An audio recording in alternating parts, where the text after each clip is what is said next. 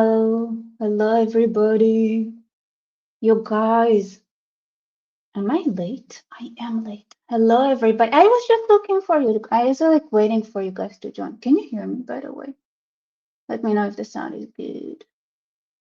All right. I have a question for you all. Can you hear me? Is the sound all right? Hello, hello everybody. Hello, hello. Okay. Question for you all. What does the Somali fraud scandal? What does the Chinese takeover of Taiwan that they have announced, that is the Taiwanese independence kind of like fun thing is about to end, and Russia recent statement about we even need small businesses anyway have in common?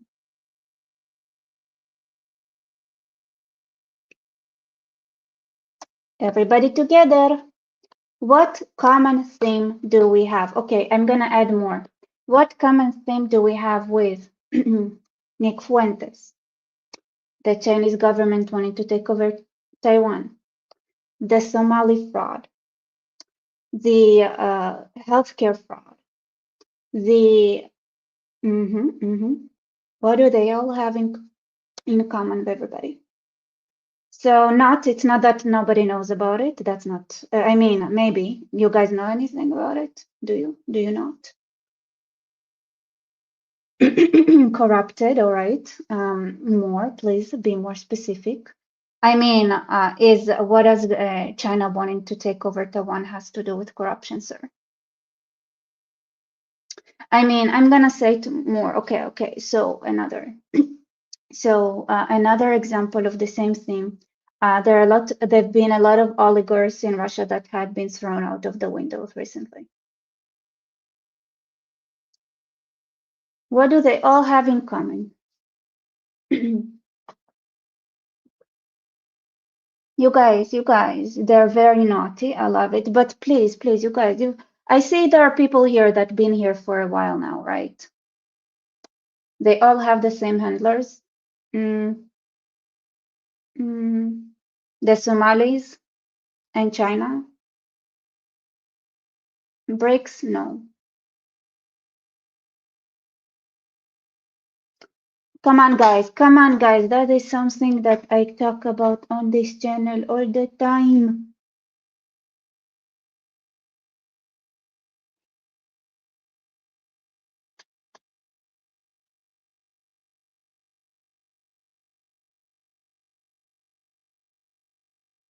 Yeah, okay, fine. Nobody wants to say it. I mean, it's all like everybody's like in the right direction. Everybody like in the right, like, they weren't supposed to be in the spotlight. I wish. All right. More, guys, give it to me. Again, Nick Fuentes. Uno. I mean, kinda, to be honest. We have the Chinese government wanting to take over Taiwan. Communists, yes. Say more. Yes. Yes, don't forget to smash the like button. It's 100% free, but you know what would support this channel? Your super chats and your support in PayPal and Buy Me Coffee or Patreon. Jews are behind it. Lol. So you're saying Jews are behind the potential takeover of Taiwan. That is very interesting. You know what's annoying? Because I'm a Jew. I want to know where the updates are. Like, am I missing? Am I sleeping on some like secret meetings that we have? Because like I want to be in the loop. Right, Charlie? Good. Nazis, communists, Islamists. You guys, you know this channel.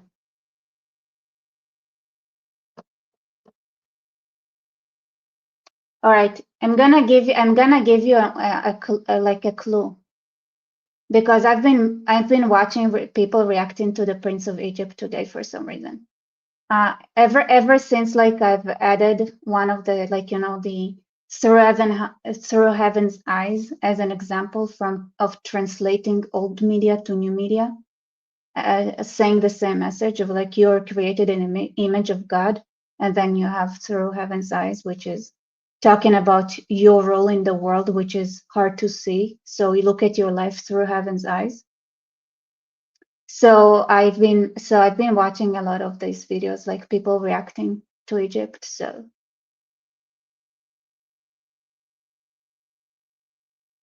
So guys, come on. So you're almost there. You're almost there. This is how I know if you guys really follow me, right? It's I like you guys are all like so close, so close. Remember, what is the Prince of Egypt? Where is it filmed?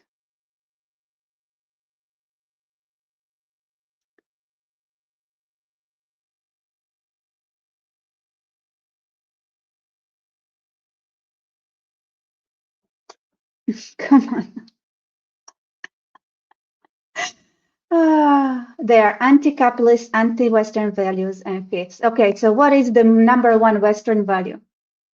Like, what is the statement before the Ten Commandments? What does God say about himself, you guys?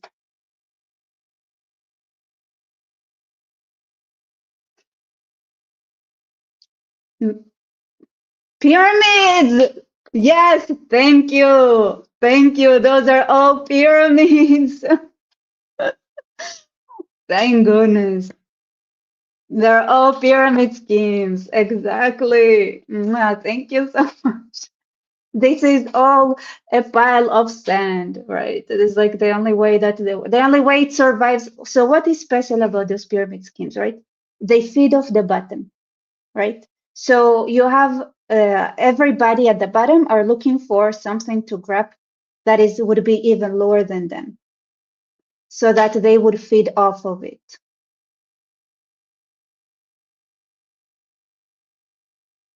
It's all has the same thing, right? So whether it is the Russian government like throwing oligarchs out of the window because they realize, right? They realize that in their pyramid scheme, the governmental pyramid is kind of crumbling, so they want to take over somebody else's businesses and eject it in order for everything to be under this pyramid of resources, right? So like, okay, you always look like what kind of resources you can adjust. But the thing is that this pyramid is always gonna need to feed off others. Why? Because they are fundamentally unproductive. And the moment they feed off, it's so think of it like that, all right? So what is the difference between a person that is part of a pyramid scheme and a person that is trying to do business? For ejemplo, yes, for ejemplo, what is the difference between somebody who's just taking over your business? So the difference is, for example, if there you have a rice field, right? And here comes a person with a certain rice, like a pyramid scheme ideology. What they see is they see rice and they take the rice.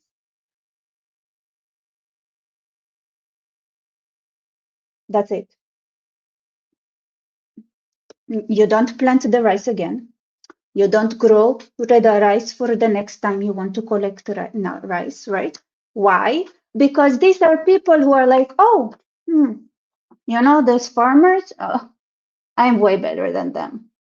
I'll take their field. But can they grow rice? No. Why? Because they're not farmers. They don't have the knowledge. They didn't bother studying. They didn't bother like, oh, you need to. You mean that if you just collect the rice and let it be, the rice is not gonna stay there? Mm. You see, what they all have in common is that they don't understand this simple concept. So what does China see? China see, oh, Taiwan, they make some, like we need that. We need like this extra resource and extra money, right? So how about like here's is an island and they have a lots of like semiconductors and like they have this nanotechnology. We're gonna take over and then they're gonna have all the chips for in the world until they run out of them.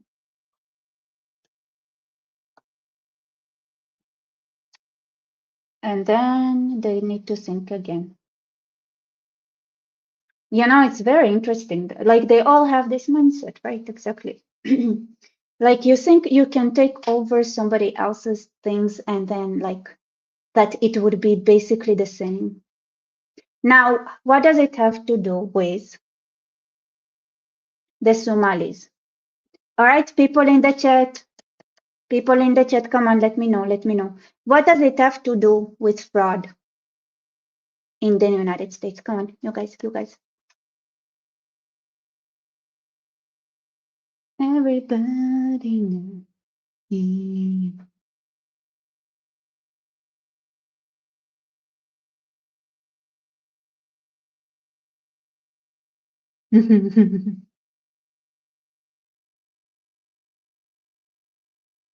All right, so you're saying banana with rice cost money. Yes,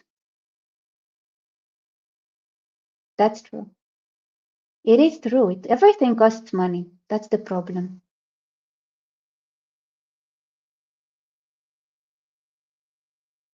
Yeah, Somali better pay. Everybody knew.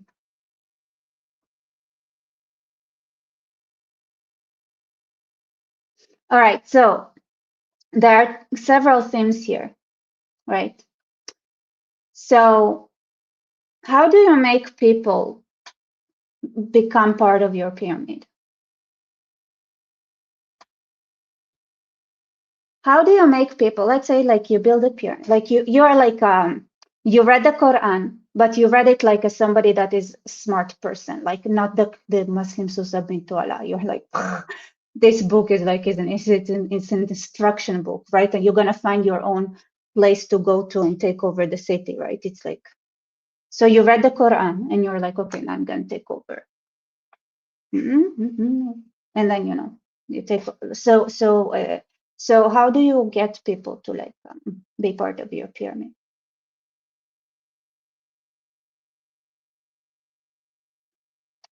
You need dumb people. Okay, so what makes a person dumb?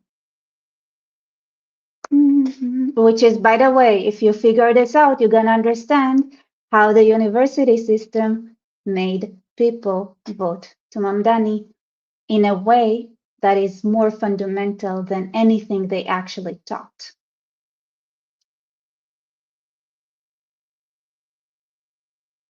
It's not nothing. So what if I told you, all right, let me give you another option. When would you choose slavery? Or in other words, right? When would you try to find somebody to follow?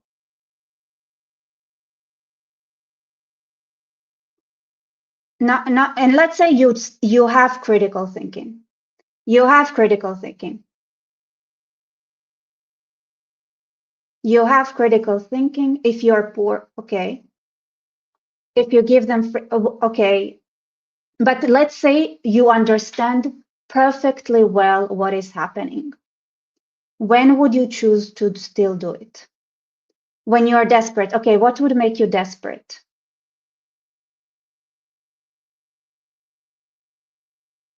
Let's say you are a student, you went into American university and you get out of the university, you have critical thinking, you have everything,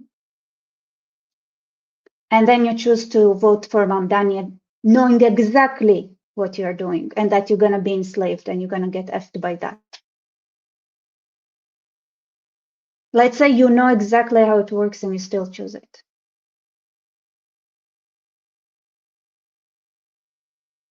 When you're unsafe, insecure for some reason, right? So what would bring you insecurity? Let's focus on the insecurity, guys. What makes somebody insecure?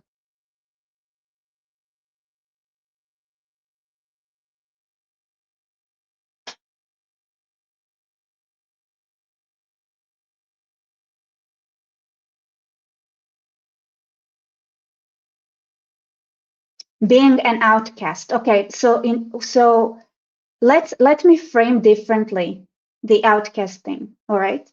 Or okay, so let's say one way to be insecure is let's say that you need help, but you can't get help. Like you know that like you'll go to your parents and they'll tell you, well, you can do it, right? Or you'll manage, or you're supposed to know that already. We don't have time for you.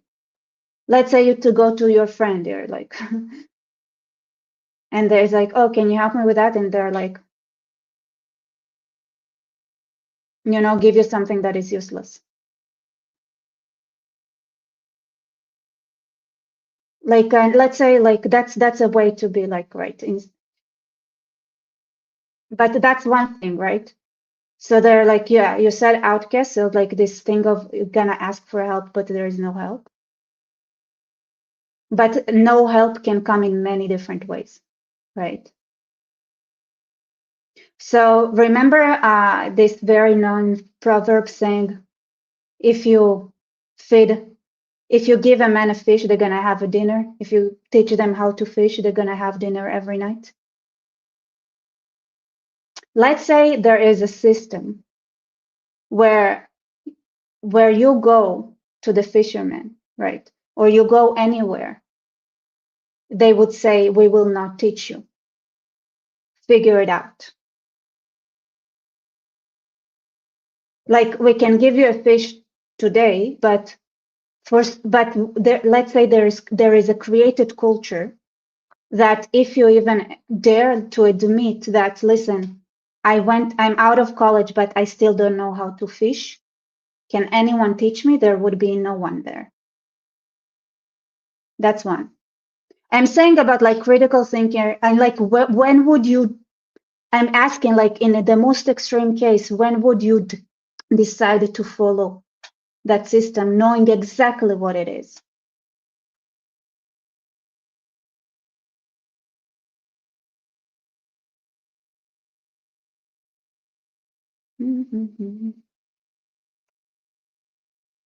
Somalis would enslave the fishermen, teach it, and force them out to fish, and force them to fish for them, and make sure that they don't teach anyone else how to fish in on the get. This is how you get people, right? So not knowing the history of the system. So what do people do when they try to build pyramids? They start hopelessness. Okay, so let's say you want to build your own pyramid. What you try to do with people in the system, and it's done every single time, is to make sure that they forget their history and that you sever their way to learn what was in the past, right? That's something that is done. Another thing,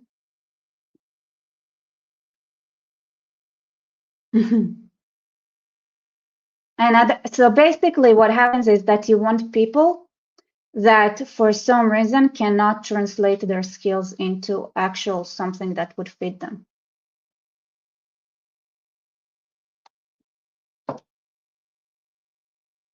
So yeah, exactly, you hold back knowledge, right? That's important. So how do you hold back knowledge for someone?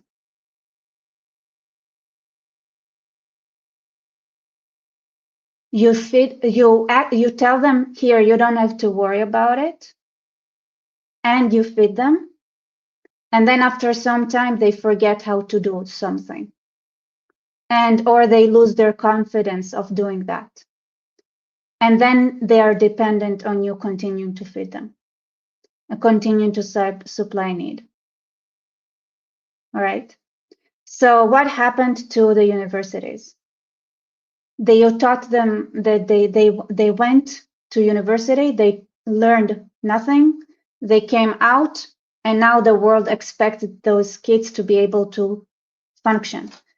Is there any, like, can you, so if there is something that is, for example, really needed right now, is to understand that you have people with debt that need to be taught a skill, and think that if, because this has now infiltrated all the way to kindergarten, that means that there is a generation of parents who look at people that never learned how to do something, that never ever taught them something that they learned. For example, you shall not murder, and the Ten Commandments, like never heard of it. Um, then suddenly, right, there is this schism, and uh, yeah, I can, yeah, well, so you're saying so the Swedish government uses Somali aid money to blackmail Somalia into taking back criminal migrants. That's true.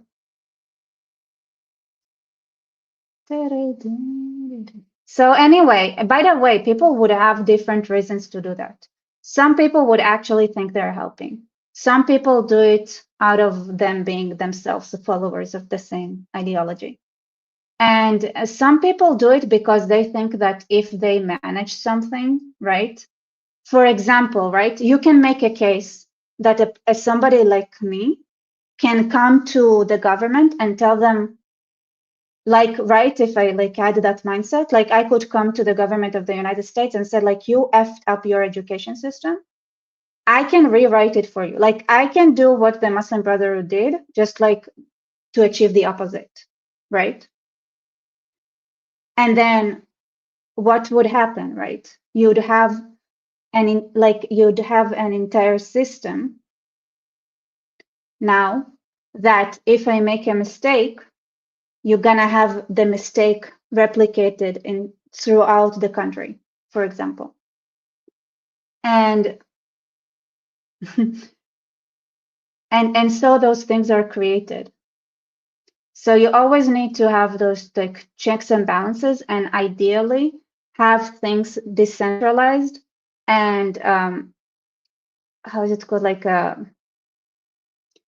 you'd want to create systems that would compete with each other ideally, and that's how you test them and how you create friction and things like that. So but on the other hand, let's say suddenly you have a city that is taken over by the Muslim Brotherhood, and what they do is they instead of making their students excel, they fake their grades. They fake their grades, and then they go and they bribe Harvard University to accept the kids from their new city. And that entire time, those kids in that city don't have the grades to get accepted to Harvard, and and then everybody's like, oh wow, they said it does something right, and then they like, you want to join our scheme, here's what you have to do. It can also spread like that. So basically we're effed. That's what I have to say. Everybody, that's it, that's all I have to say. Okay, nice to see you, that's it.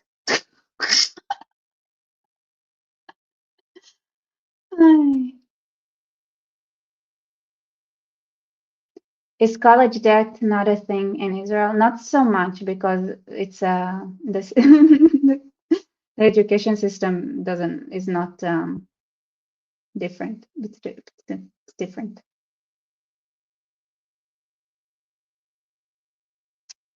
So the thing is, right now, right, there's like there is helplessness, and also, by the way, like I'm asking you, right, like let's say you went to Harvard, you studied nothing, and now what?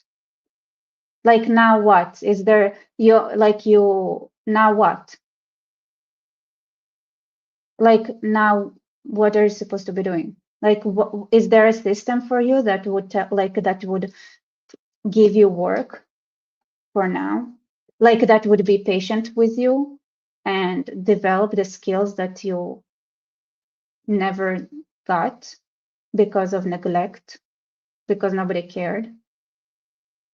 Like you work at like you, oh, you know what's funny about the work at burger place? What do you think the illegal migrants are actually also for?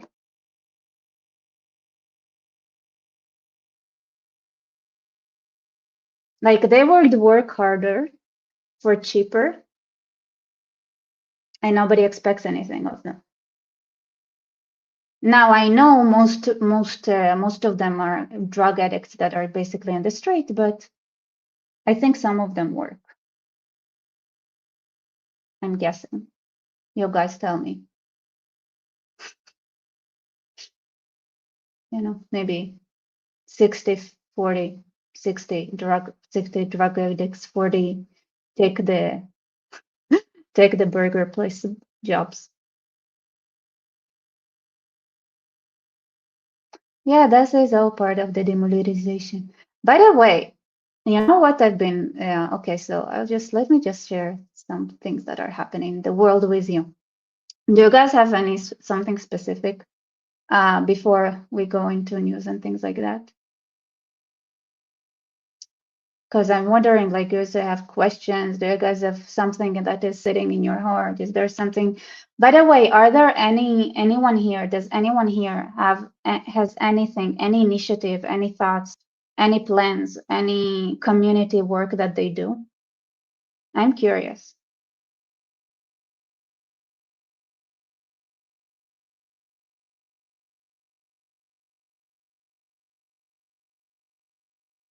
Everybody.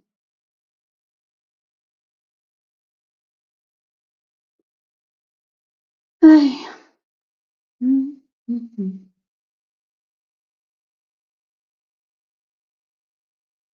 You guys, yes, yes, yes.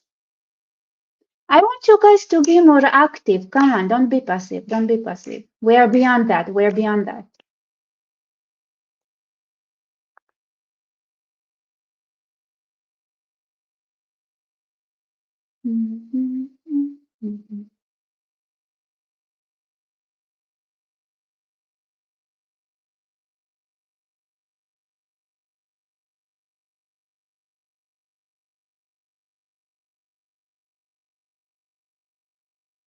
Ah, Peter, you're a member of the conservatives in Sweden. So you want to tell us what it's like?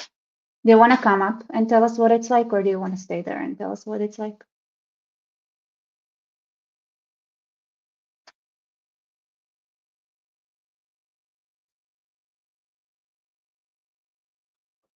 I'm curious. You guys, so you talk to your neighbors.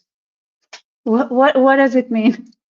I'm so curious, you guys. Like, I'm here on the internet, and then I was thinking to myself, like I had this bias, like I had this assumption, right, that the people who come here are people that, they see the trajectory and they want to turn it around. And that means that they must do something about it. But now I'm like starting to think that maybe it's like people who like watching me mostly and like trolls. I just want to know. Yes, exactly. I want to mobilize you. Do not disappoint. What are your, yeah. I've been suspecting. I've been suspecting. Yeah, I see. I see. I see. Do you guys know anyone who does anything in your lives? Like anyone, anything, like somebody who does like something. Because I'm curious, like, it's like, okay, you know what? Like, how about we start with what problems do you even see? Like, what do you see around you? Do you see anything that you're like, oh my God, that's a subverted something, like that's wrong? And then, like, do you know anyone who does anything about it? Do you do anyone? What do they do? I'm so curious at this point. Like at some point, because you know what, because I get it. Maybe those who do don't come to watch, right? Maybe just different people. But I want to know. There is the vanguard in the conservative people led by an Iranian that pushes the party to be cutting edge. We have slashed aid, curb stamped migration, and implemented severe penalties. Oh, look at you. That's nice. You're doing something then.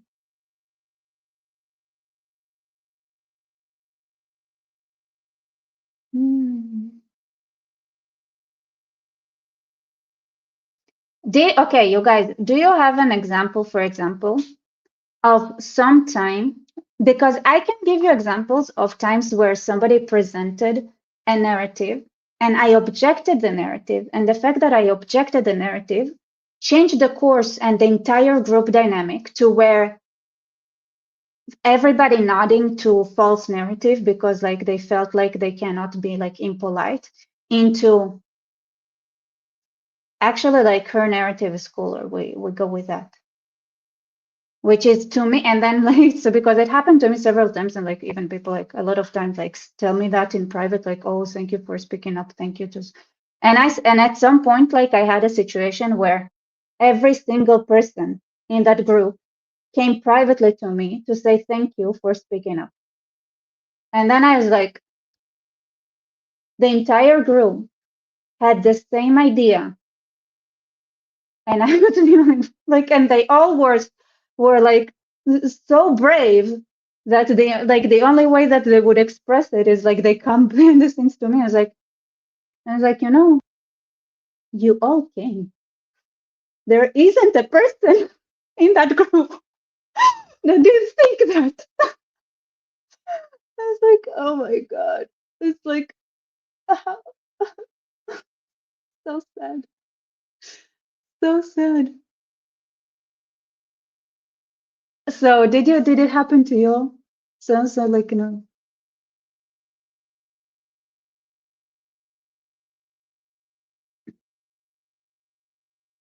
like. But people are afraid. Yeah, they are. But that's the thing. That's a cultural thing, right? It wasn't used to be like that. People used to actually speak up their mind. People used to debate, right? People used to be like, please don't speak, like, please don't speak with using plural. It's not we. You speak for yourself, you know?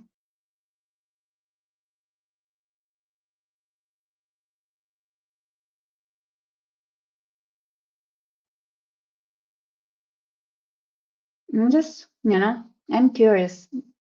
Do you guys find this conversation interesting at all?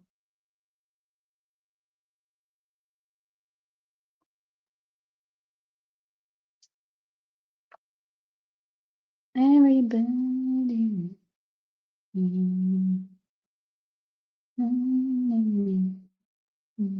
Because like that's the thing, right? They're trying to fake a consensus.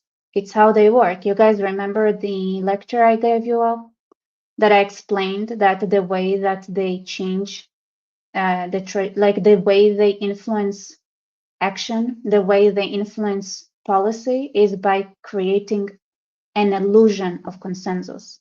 Like literally an illusion, you know? It's an illusion. It's not true. And because I'm telling you, when you speak up, you find out like, oh my God. And at the same time, all those brave souls that came to me individually, 100% of the members in the same group, to say that they agree with me, wouldn't say it out loud because it goes against like the culturally accepted narrative or the culturally polite thing to say, or like what they like. It's like even if I tell them, it's funny because even if you tell them, like, listen, every one of the in the group came to me and said that they wouldn't. They still is like they still are like following cultural norms. This is how strong it is, and it's so funny because it's like you affect policy every single time you shut up. People think that when somebody because those leftists they have no shame, right? They stand up, give their piece of crap of an opinion, and we're like and everybody's acting as if what they said made sense, and then they create the illusion of agreement, and it you guys don't understand, but it affects policy. it makes the policy be what it is. Why do you think we're saying, like, even with Trump, right? This, okay, let's try to have an agreement. Like, I'm sorry, like, like, yes, mm, like there is an illusion, right? An illusion of what the policy should be. Even Trump cannot actually be stating the simple truth of what needs to be done because there is a false illusion that there is a agreed upon policy that is literally created because everybody agrees to follow some invisible narrative which nobody believes in.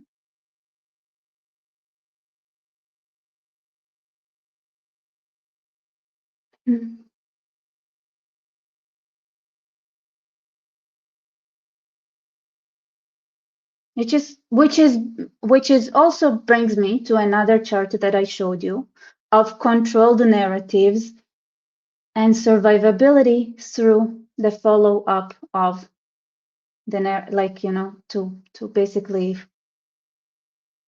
follow the party lines. And it's and here's the thing, right?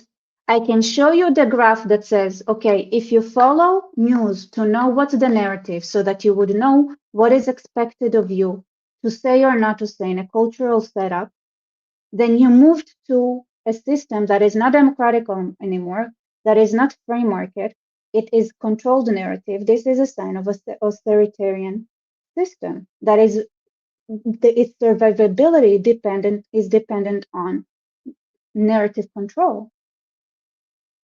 But even that, like you tell this to people, you explain that to people, right? Listen, like, and not only that, even you tell them, like, listen, in this room, everybody here doesn't like the culturally accepted narrative. They can't break free out of it. They just, it's like it's like, is it, guys, the story, the elephant story that was tied up to a pole its entire life, and then when it got freed, it was so used to being tied to a pole that it continued acting as if it's tied to a pole. Just like because it couldn't shake the thought like that the rope is gonna come and push it back. Like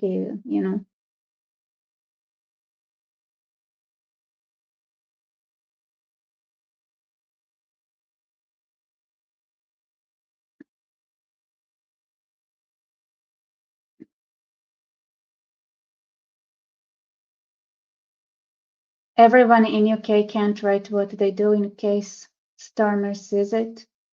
Is it true though? Is it true? Or because here's the other thing, right? It only takes, because this is another geniusity. It only takes one story of somebody that was put into jail for something stupid, for everybody to get the memo. But here's the other thing that you don't know.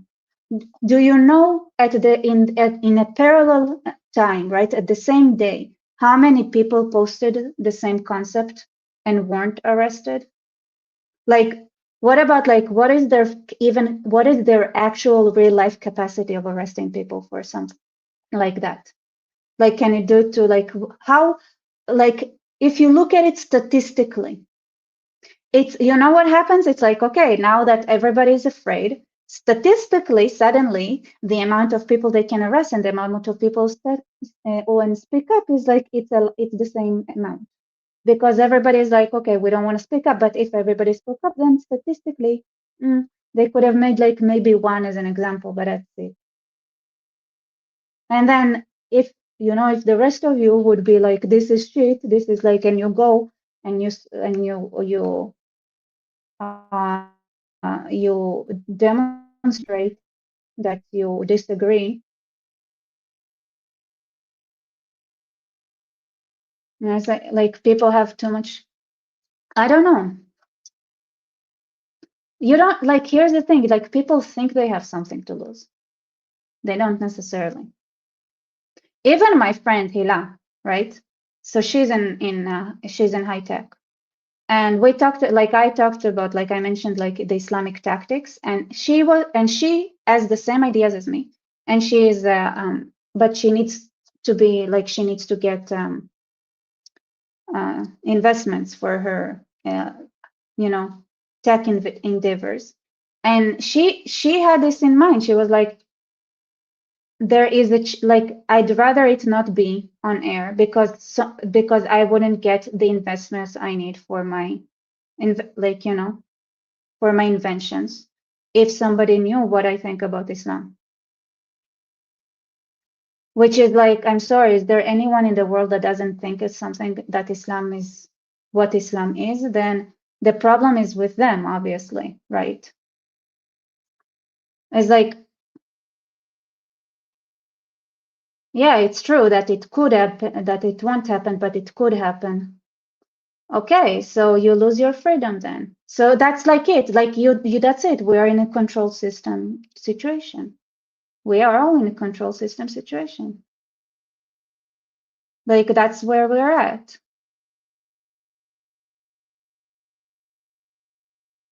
Right? It's because there is a narrative we're all following, and we keep we not only that. Notice how everybody's like and tuning themselves exactly to the exact amount of criticism on something that is currently allowed, right? Just so you are under control.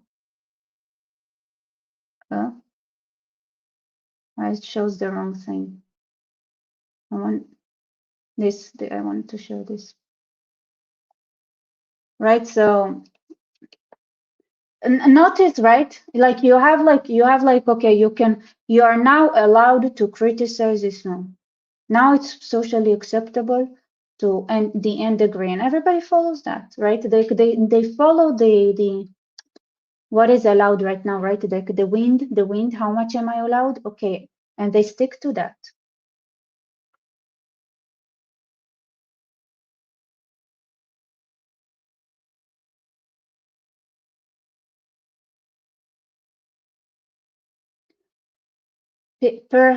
Listen, I understand what you're saying, that people may be not jailed, may be reported. I get it, but do you understand that you don't live in a free market system? I'm just like, it's like you say that, and I'm saying, do you accept that you are now under control? You accept that, right? You accept that you're gonna, and you accept that with time you're gonna lose more and more of your rights, right? Like you accept this concept.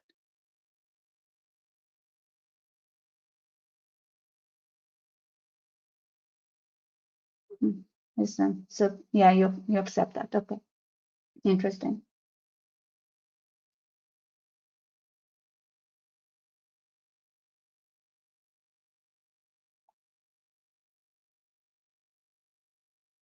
No, I'm just like, I'm just, for me, it's like psychologically hard to accept, but I also need to say, like, I respect you, all right? Like, I respect you. You understand the system you're at. You accept the fact that you give up on your freedoms. All right? I mean, like, you don't want to get punished. There are possible real repercussions, right? Because even my friend, right, she might not get the money she needs in order to, as a, like, for her startup. So it's like, this is the, did you guys read Animal Farm? You know that the next generation will never learn, right?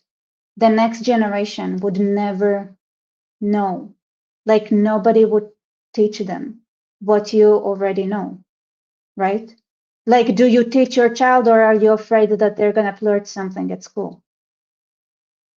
Like, it's somebody here with children. Can you tell me you pass the knowledge on?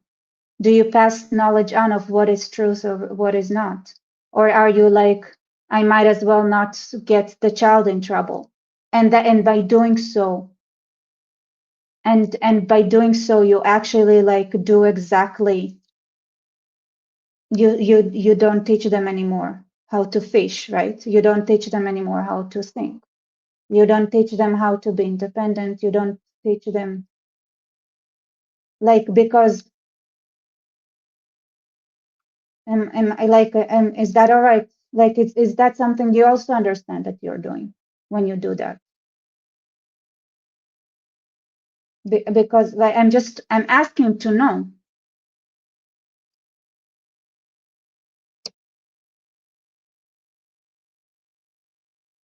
because like the next generation, what do you understand what it means that you have a generation that needs to accept and conform to a narrative for survival the way it is done in control system?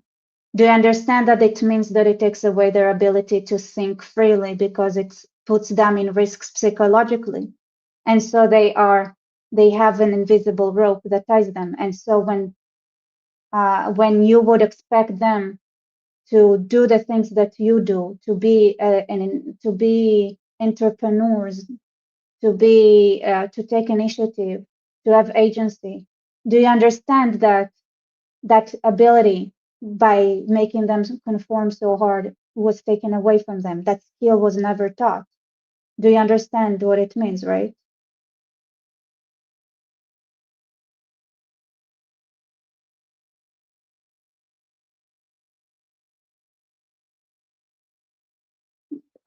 Just like, do you like, because I'm saying like when your children fail to meet your expectations,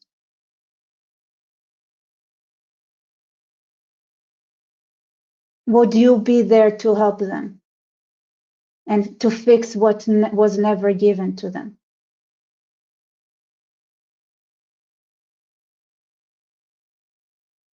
Is that when you would start fighting back? Or do most of you given up on the idea of having a future? I mean, whatever way it looks like.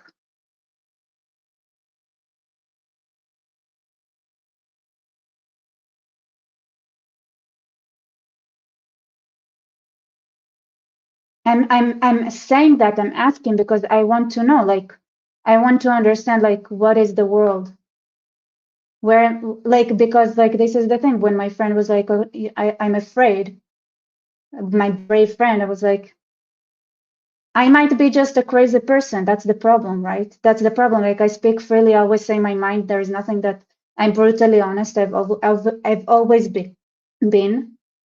And I've always been like a justice, like a person that disliked bullying. I would bully like I would stop the bullies. I would tell them that, like, to their faces, no matter, like, is it like a little child, no matter how much bigger they were, if somebody that did something that was morally wrong, I would like refute them. I was like getting nothing out of it, just the way I am. But it's like, like, I don't want to project. I know people are like, I'm projecting on others just as much as other project on others, it's something that we do. So me, as somebody who is so tuned into speaking up and being honest and brutally honest,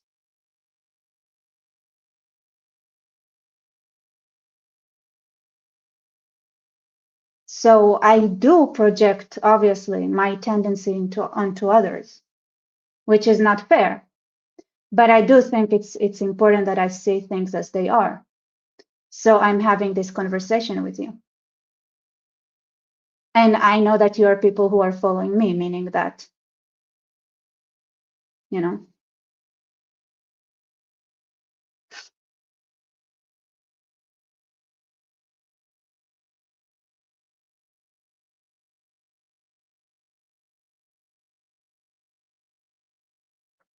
All right. Did I watch the Tucker Carlson interview with New York Times lady? Yes, I did. Like, is there something there that you thought was significant?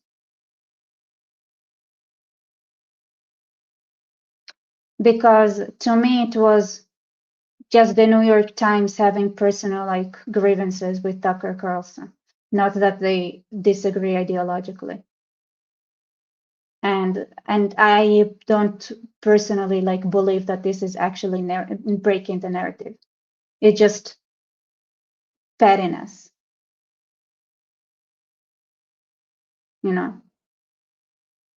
It's different. Sounds. But maybe I missed out on something. So you guys tell me.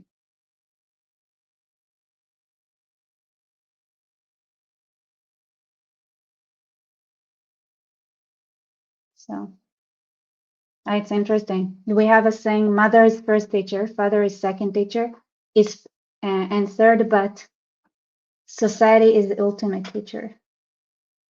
Teacher is third, but society is ultimate teacher. Yeah, interesting.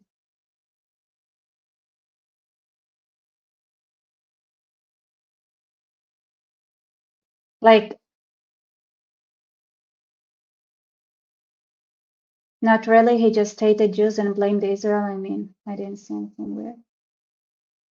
I don't know what it meant.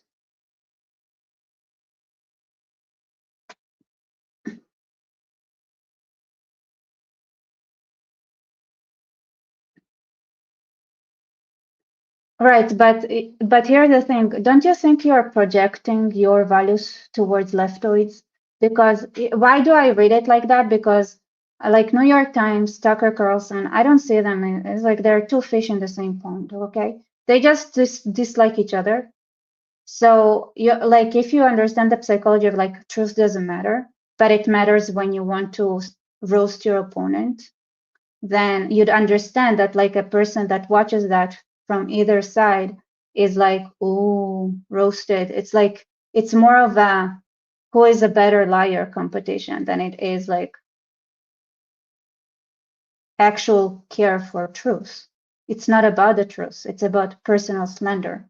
It's about like, you know, you want the biggest psychopath and you want the psychopath that is the best at spinning the narrative. So they're just competing. I don't see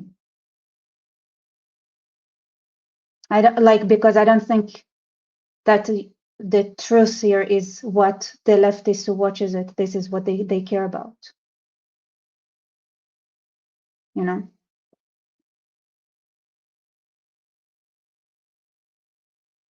So it's maybe, but maybe I'm missing something. Maybe I don't see something. Here is I want, okay, so this is the Chinese Foreign Ministry I want to show you.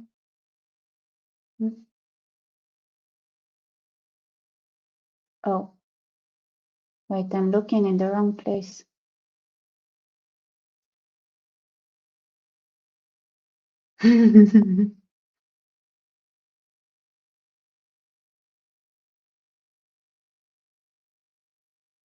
Like it's so hard to think in a manner that is so unintuitive to your own value system, right? So you'd think is like, oh, they care about like that. It's like, okay, so the truth, it's about truth that this discussion, that this exchange between like New York Times, like you know, like putting a mirror in front of Tucker's, it was about truth. But as far as I know, as from what I know, about like that world and worldview and value system. It is not at all about like the truth. It's about like getting at each other. It's about like okay, New York Times in the evil hierarchy is more smart and sophisticated than Tucker Carlson, so they put him under. You know, it's like how I say it. Honestly, like from this is like the way I learned to interpret conversations that are done by leftists, right? Like if because if you think that they care about truth, you might find false hope that is not there in reality. You know, you can like cling into this this like sliver of maybe they do care about truth, reality, and stuff. No, they don't. And we don't. Exactly. This is the propagandist Olympics. Exactly. Mr. Bali Sangad, you get it. Okay, you guys, where are my super chats and support this channel and share it and stuff like that. Thank you.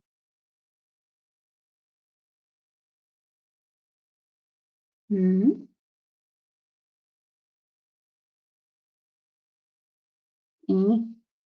Here, this is the Chinese statement.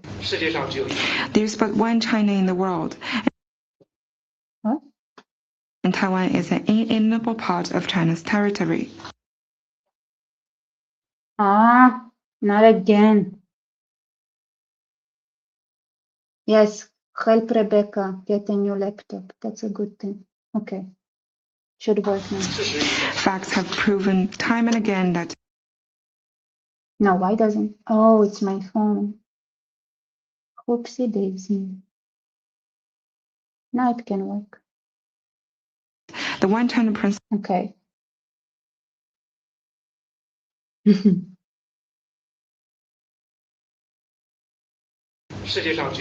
There's but one China in the world, and Taiwan is an inalienable part of China's territory. Facts have proven time and again that the one China principle is an international consensus that has solid support and is simply unshakable. The pursuit of Taiwan independence is a dead end, and its days are numbered. The more frantic Lai Tingtou's attempts are, the less possible they will lead him anywhere. There's but one China in the world, and Taiwan is an. Bro, that was threatening. Thank you, David. I need to get a, I want to make some tea. I need to play something while I get some tea. I need some tea. If you guys still want me.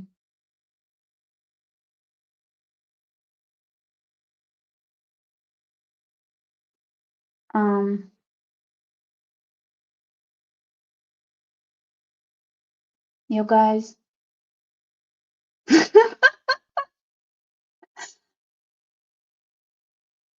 Your comments are super funny.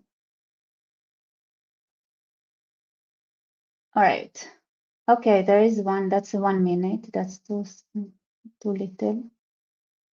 Did you say like, is it true that ice is now nice? That's so cool. Like, is that real? Like, is it true? Is this right? Is this real? That's so fun. I mean, David, you got me coffee, so I'm gonna make some tea, right? Because I can afford the the tea bag now because you sent me money, so now I can afford the tea. I had before that I had to save up. It's like, okay, you can't have more than one tea a day because tea is expensive. But David, you sent me some shekels, so now I can get like a tea. And not even reuse like the previous tea bag that I used. No, actually like a new one. It's very exciting. This is why I want to go make tea. Do you guys watch it? I don't want to get copyrighted, but I loved it.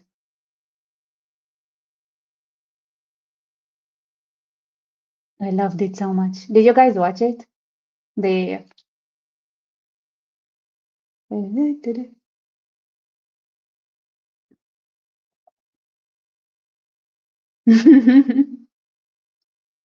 All right. Okay, let me put something here for your entertainment. Oh, so I just saw that Metatron made a video about we need to talk about Carl Benjamin. I have no idea what he's saying there. Absolutely. So you're saying wa, ni. Why? I don't know this one. Like wa, something. Ah, cha. The last one is cha. I think it's tea. So wa.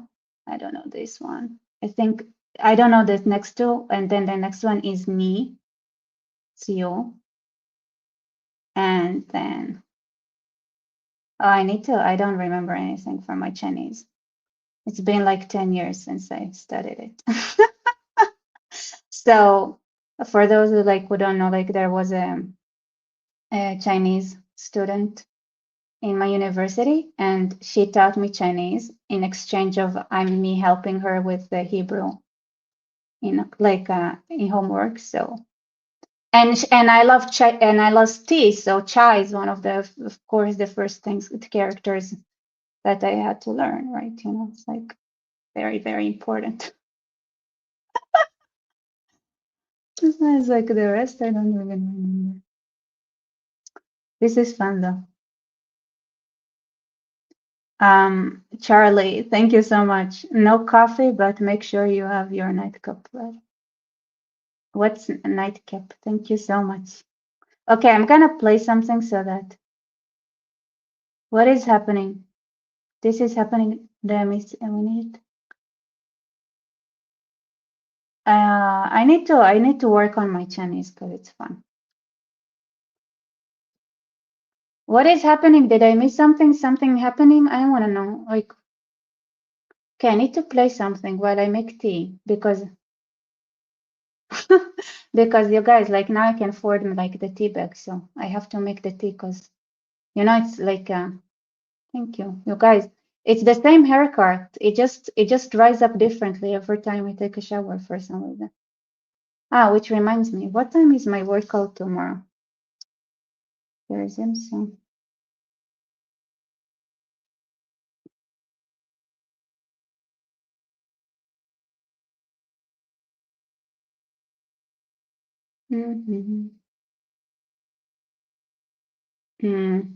Okay, I'll just okay, so I have no idea what Metatron had to say about Carl J. Benjamin, but I'll just play it so that like you can tell me later what he said because I kind of I wish like hope she talked about it.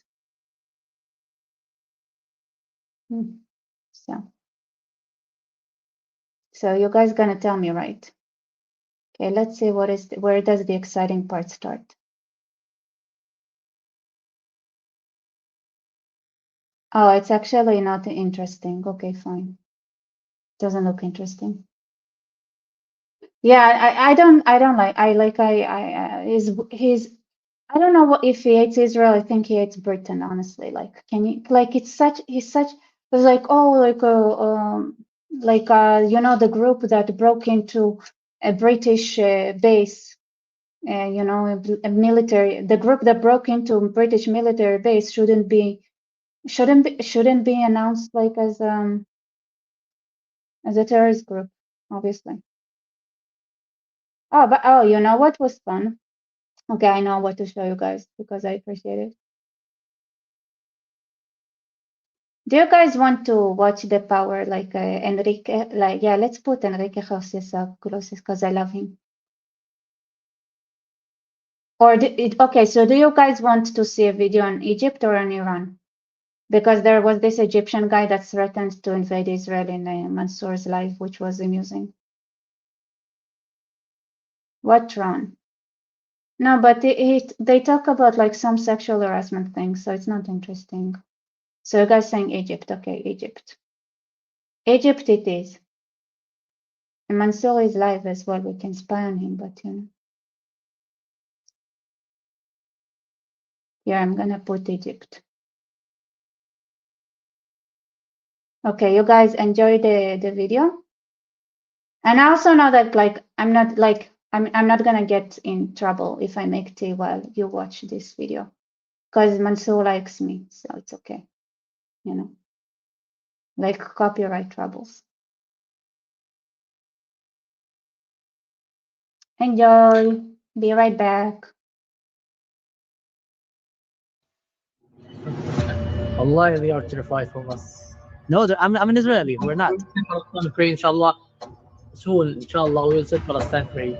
You can try. You can try. Last time you guys tried to do something like that, last time we tried to do something like that, we literally kicked your asses, if you remember. Israel literally kicked your asses. Go to the history, see what happened in 1973. We defeated you in every single war. The thing is that they stopped teaching you history. No, really. Happened. We defeated you, and after that, who took cyanide? Who took cyanide? Let me ask, who took cyanide?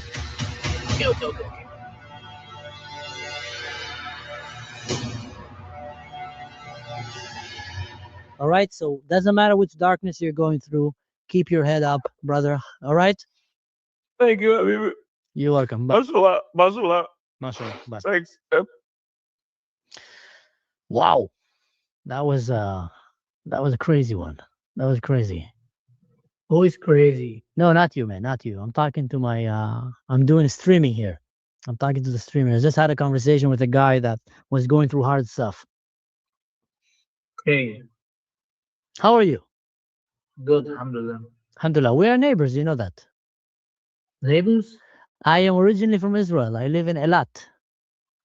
I think that there's no country called Israel. There's actually a big country called Israel. It's right next to you guys. So how is this country called? What I know, Yes. let's say Palestine, no Israel. All right, so let me ask you a question. Where did Palestine came from? Did you watch what's in the border of Egypt? In the what? The trial of the war, training for the war at the borders of Egypt. and Ah, Palestine. yes, yes. What's happening there? The Egyptian army and the special forces trains there at the border. Why are they training at the border? It's our land. We do whatever we want. No, that's good. But I've seen also that you guys build a fence, so like 7 layers fence from Palestine. The bad people in Palestine who invaded Palestine are terrified from this. I don't know. I don't know why. I think Israelis are not terrified from Egypt. No, we No, in no, fact, wallahi, they are terrified and they have fear from this training. Why? Tell me why. I tell you why. If you see, there was an agreement. They think we will set Palestine free. I know. No, there was an agreement between Israel and Egypt that they won't bring any armed forces to the close to the border with Israel because of the wars in the past. So when Israel sees that right now, they're like, "What's going on, guys?" And that's the thing. They're not terrified. They're just concerned. They want to make sure that there's no ill intentions between Israel and Egypt. Allah, they are terrified from us. No, I'm an Israeli. We're not. Palestine free, inshallah. Soon, inshallah, we will set Palestine free. You can try. You can try. Last time you guys tried to do something like that, last time we tried to do something like that, we literally kicked your asses, if you remember. Israel literally kicked your asses. Go to the history, see what happened in 1973. We defeated you in every single war. The thing is that they stopped teaching you history. No, What really. happened, bro? What happened? We defeated you, and after that, Who took you know, Sinai? someone Who deal took with the Sinai? president Let me of ask you. Egypt.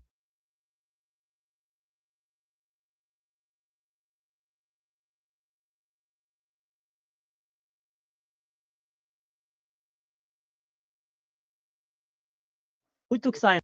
Okay. How did we take it if Who he was the defeated winner? us? Okay, I'm asking you, who was the winner of 1973? Israel. Hello. Okay, the president of Egypt, when he went to the Knesset of Israel, he said, "I came to you as a winner." Nobody says you are Can wrong you or guys? liar. It's good if he said that, but it doesn't change the facts. Why no one said that you are liar?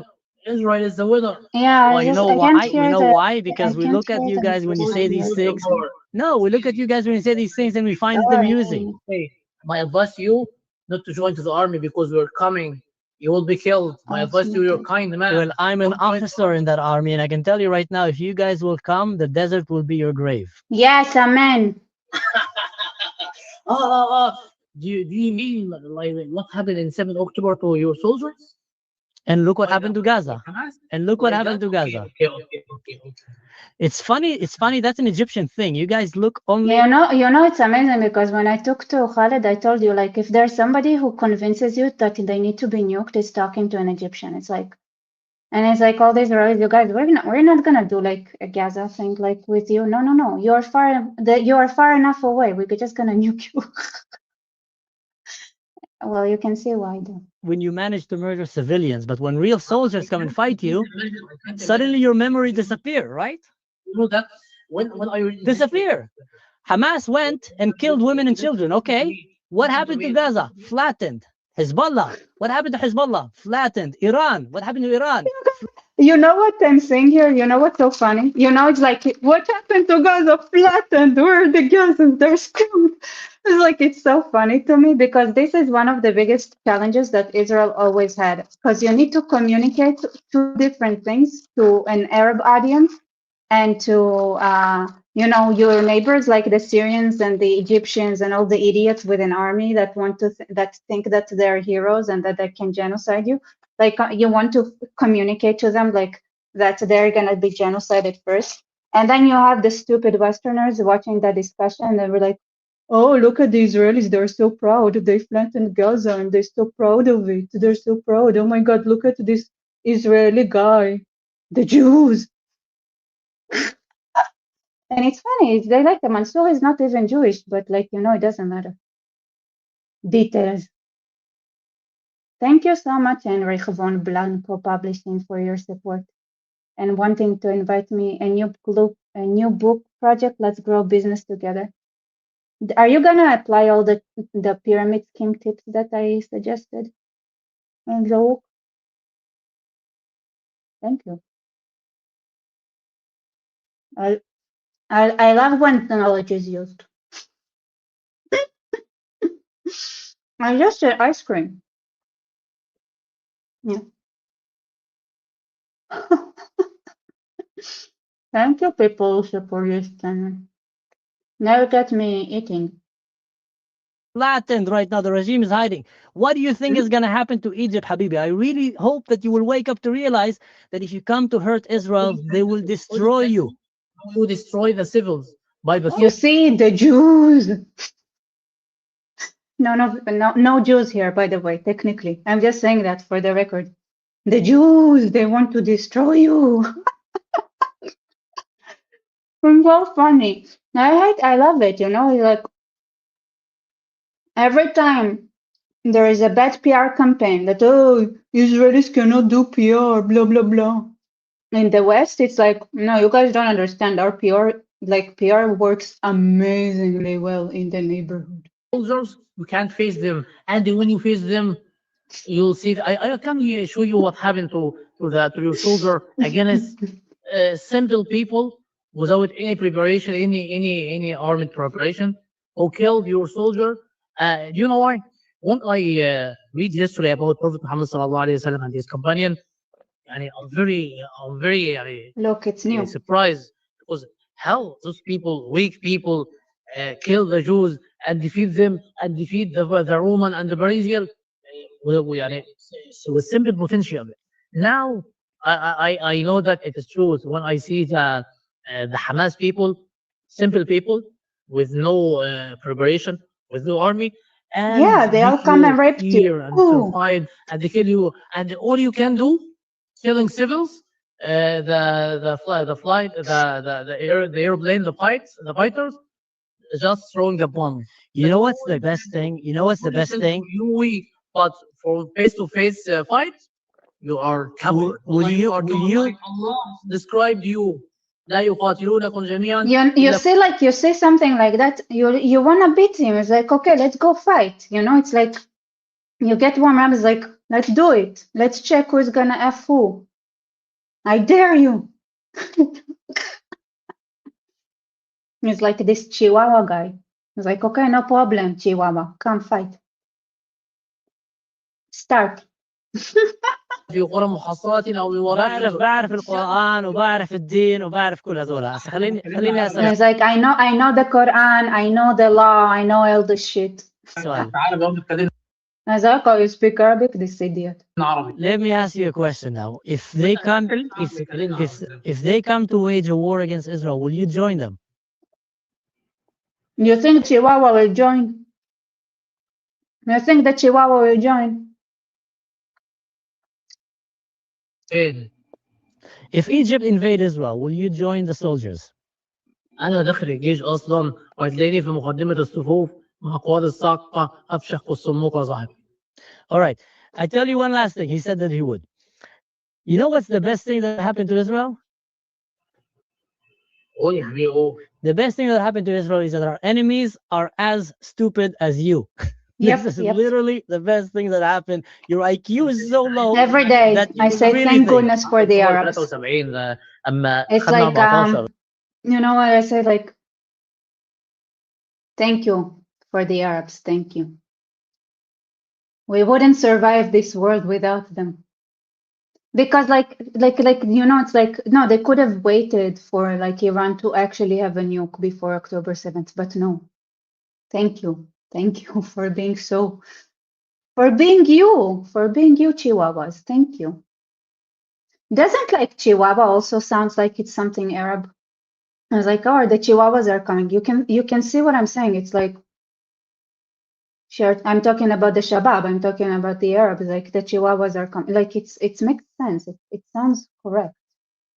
14 كيلومتر. انت من غير امريكا ولا شيء، ولكنكم جنود. Listen, brother. الله عز وجل يقول لا God bless يقاتلونكم you. جميعا الا في قرى محصنه او ممر جنود. ليه؟ لان انت ما عندكش اليوم الاخر، ما عندكش جنه ونار، فانت حياتك الدنيا بس. I عشان كده دايما خايف ان انت تموت. Yeah, اما I hope that you guys don't do something stupid like invading Israel. عشان كده عمركم ما تهزمونا ان شاء الله. All right. I hope that you guys choose peace over war and life over death. What? You're in street. How can you say Chihuahua doesn't sound Arabic? It's like Wawa. There's an entire song. بص الواوا تن- أرينا للصح. That's Haifa. He's a Lebanese singer. بص الواوا. That's for kids though. And I like all the Chihuahuas. I mean the Chi. You do like. I don't know. I think it works. Especially if they come from the south, and then you know they also bring the cha with them. So Chihuahuas. Yes, we are on stream. اوكي، بترجم ده واعرفهم ان الله عز وجل يقول عنكم لتجدنهم احرص الناس على حياه. انتم احرص الناس على حياه. احنا نحب الموت كما تحبون انتم الحياه، لذلك لن تغلبونا كما فعلنا بكم في خيبر وبني قريظه. هل تتذكر خيانه غدر اليهود حينما قتلهم النبي صلى الله عليه وسلم واجلهم خارج الحدود الاسلاميه؟ It's very long. سنعيد الكرة. خيبر يعود، جيش محمد سوف يعود. Yeah, I know that. اليوم عشان Yeah, does anyone here doesn't know what he was saying? Is there someone here who doesn't already know what Khaybar? What he said in the end? Yes, I'll translate. So what he said, guys, is you guys in Israel love life. Are the best. And we suck.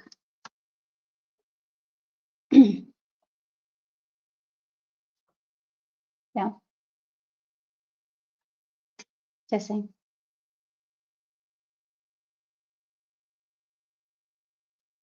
I don't remember the word. Yeah, Yoni. Yeah. How does anyone here know this song? I'm singing to myself, right? Nobody here knows this song. Yeah. Oh well. That was good. I think you guys, I hope you enjoyed it. Hope you all found also. And okay, so let's see what the Iran thing is now. I love how okay, so honestly, like I've been avoiding like saying or stating the obvious that like this Iran war is also goes against China and stuff like that, and it screws Russia as well, you know, because it's like the same kind of you know, Trump sitting in Greenland watching those two idiots doing idiot pyramid stuff, you know. But okay, let's see somebody. But I honestly like think that like once you get like the you know, overall gist of. So someone is like, why do you want to know how I view God? I think it goes against the commandment that says you shall not you shall not graven an image, sir. I will not cooperate with you trying to make me go against the 10 Commandments. So that's my answer. I will not tell you what I imagine, what I make image of, thinking of God. It's not, I believe in the Ten Commandments and I shall not go into this stupid discussion, no matter how many times you say, ask it in the chat. All right, good. We happy?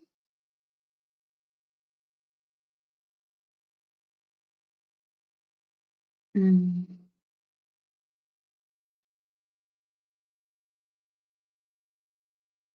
Okay, where is the conversation? Sir, yes, sir. Good, First Consul. You get it.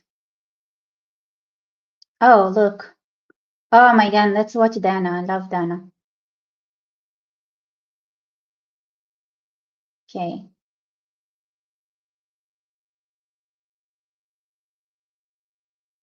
Because she is saying what I said because she's smart. You know, she's a smart woman, which happens a lot. You'd be surprised. I know a lot of smart women. With men, once in a while, maybe. Up on this topic. Welcome back to Le Programme. It's Dana Lash here with you. We got Luke Rosiak coming up in our second hour on that insane story coming out Ohio, where they doged everything and they found, oh, guess how many early learning centers are up there? It's everywhere. I mean, the fraud is insane. So do you guys remember? Gosh, I hate. You know what's funny? So, women are okay-ish programmers. That when I was a software engineer, like some new worker came to work and he said that exactly to me, and I wanted to punch him, but instead I was like, I got angry and I told like my boss, and he was like, okay, what do you want to do then? Do you want to like complaint, like have an official complaint about it, because like it's like a sexist remarks? That it's not the only one. He had more like in the same realm, because he continued to say that even like at the time it was what's their name, you know, the huge lady, like super like famous makeup artist. And she came out and said like, I'm transgender, right? I was born male. And she managed to like keep it a secret for long years, like decades. But like she started getting blackmails. She was like, okay, I'm gonna take my own fate in my hands. So I'm gonna say that like I was born male, like I'm a male basically. And then he had like 'cause after like this like observations, like women are not like not so good like engineers and programmers. He said like like men are better with anything they do, even your most famous like makeup artist turned out to be a man.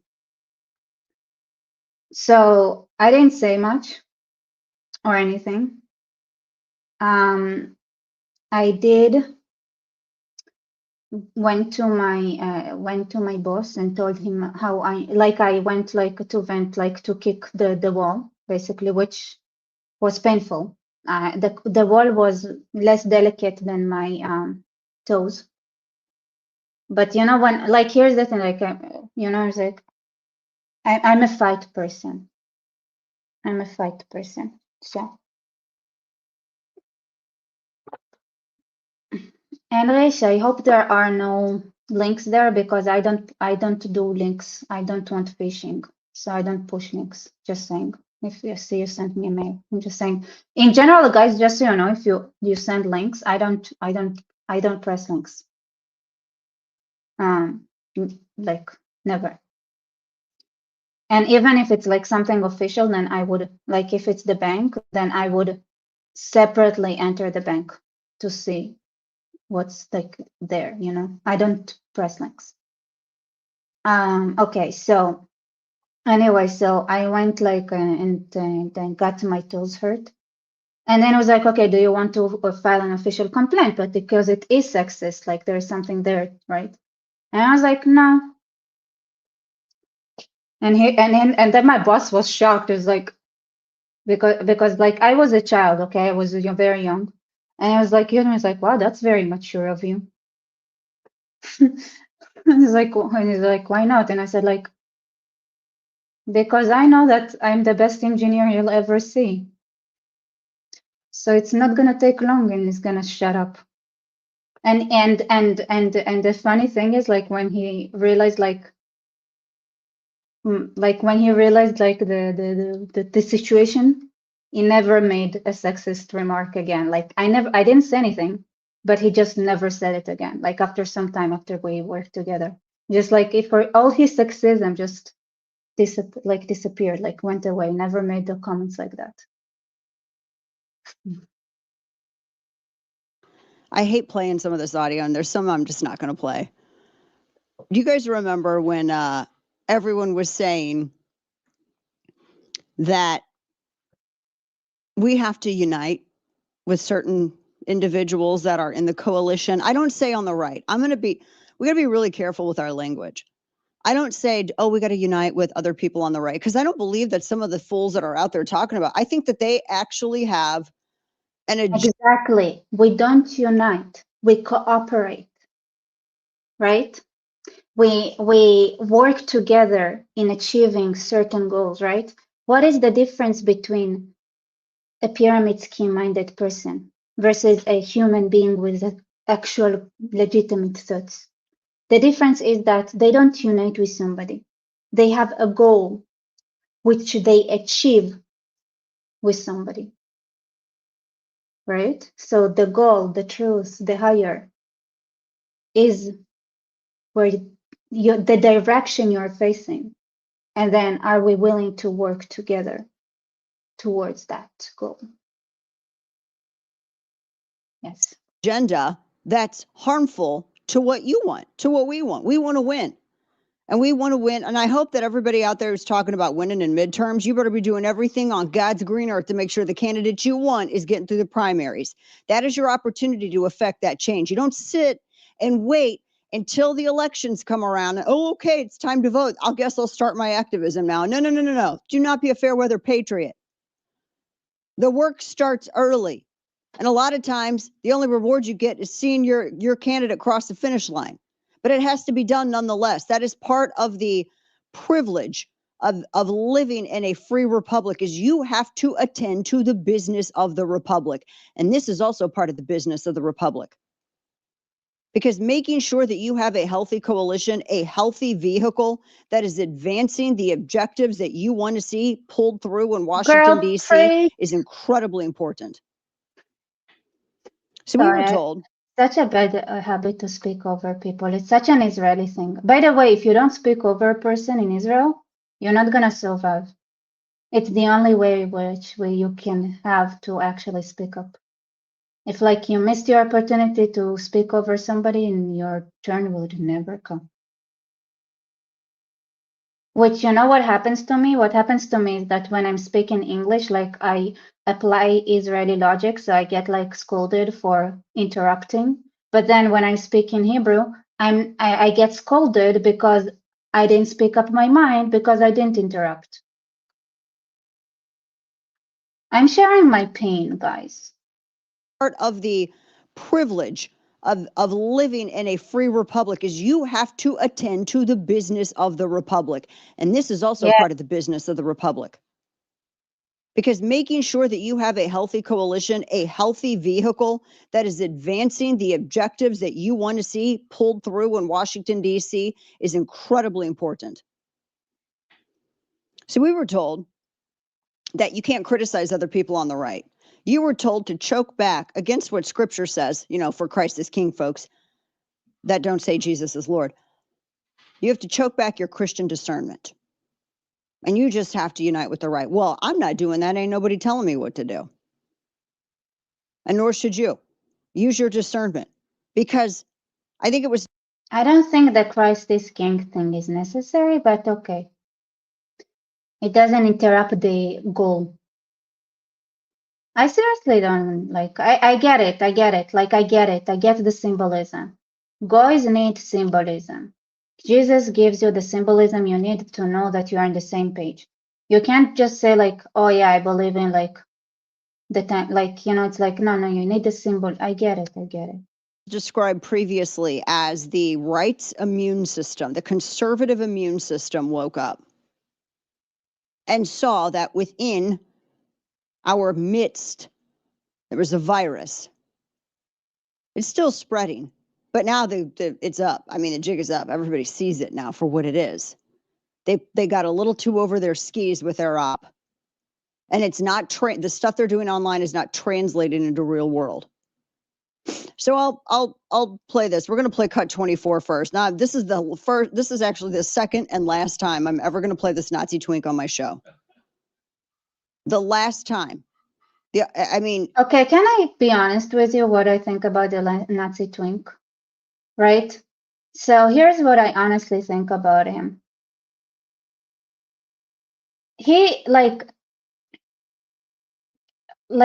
you know what's funny to me? Like every person like that follows him or whatever or supports him, like they are the idiots because they don't get anything out of it, right? They follow an idiot.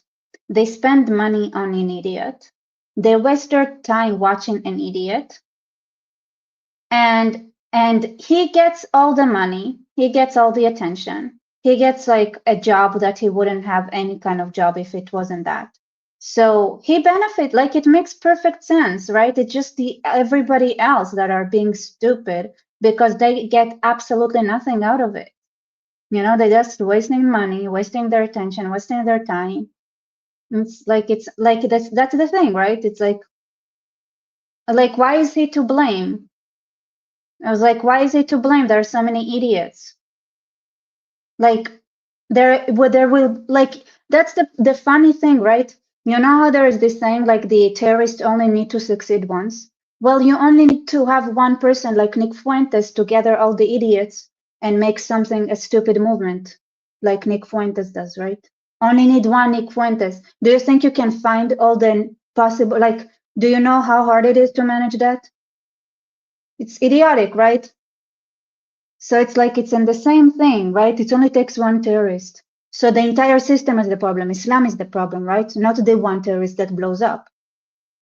So the problem is that there are people who waste time, waste money, waste attention. And if they follow his logic, they're going to bring their own doom and death upon themselves. That's the problem, not the person who actually benefits from the rigged system as well. You know, and the fact that the system doesn't have anything in its power to do against the one person that rigs it. So just like so it's the same like the Somali fraud, right? And it's the funny thing because it's the same thing. It's like the same fraud. He makes like he expresses like feelings, right? He does nothing for their benefit. It's just he like Nick Fuentes and Columbia University are the same thing basically.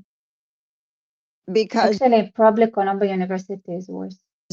It doesn't benefit me, but I want to point out, this is the person that we were told to unite with.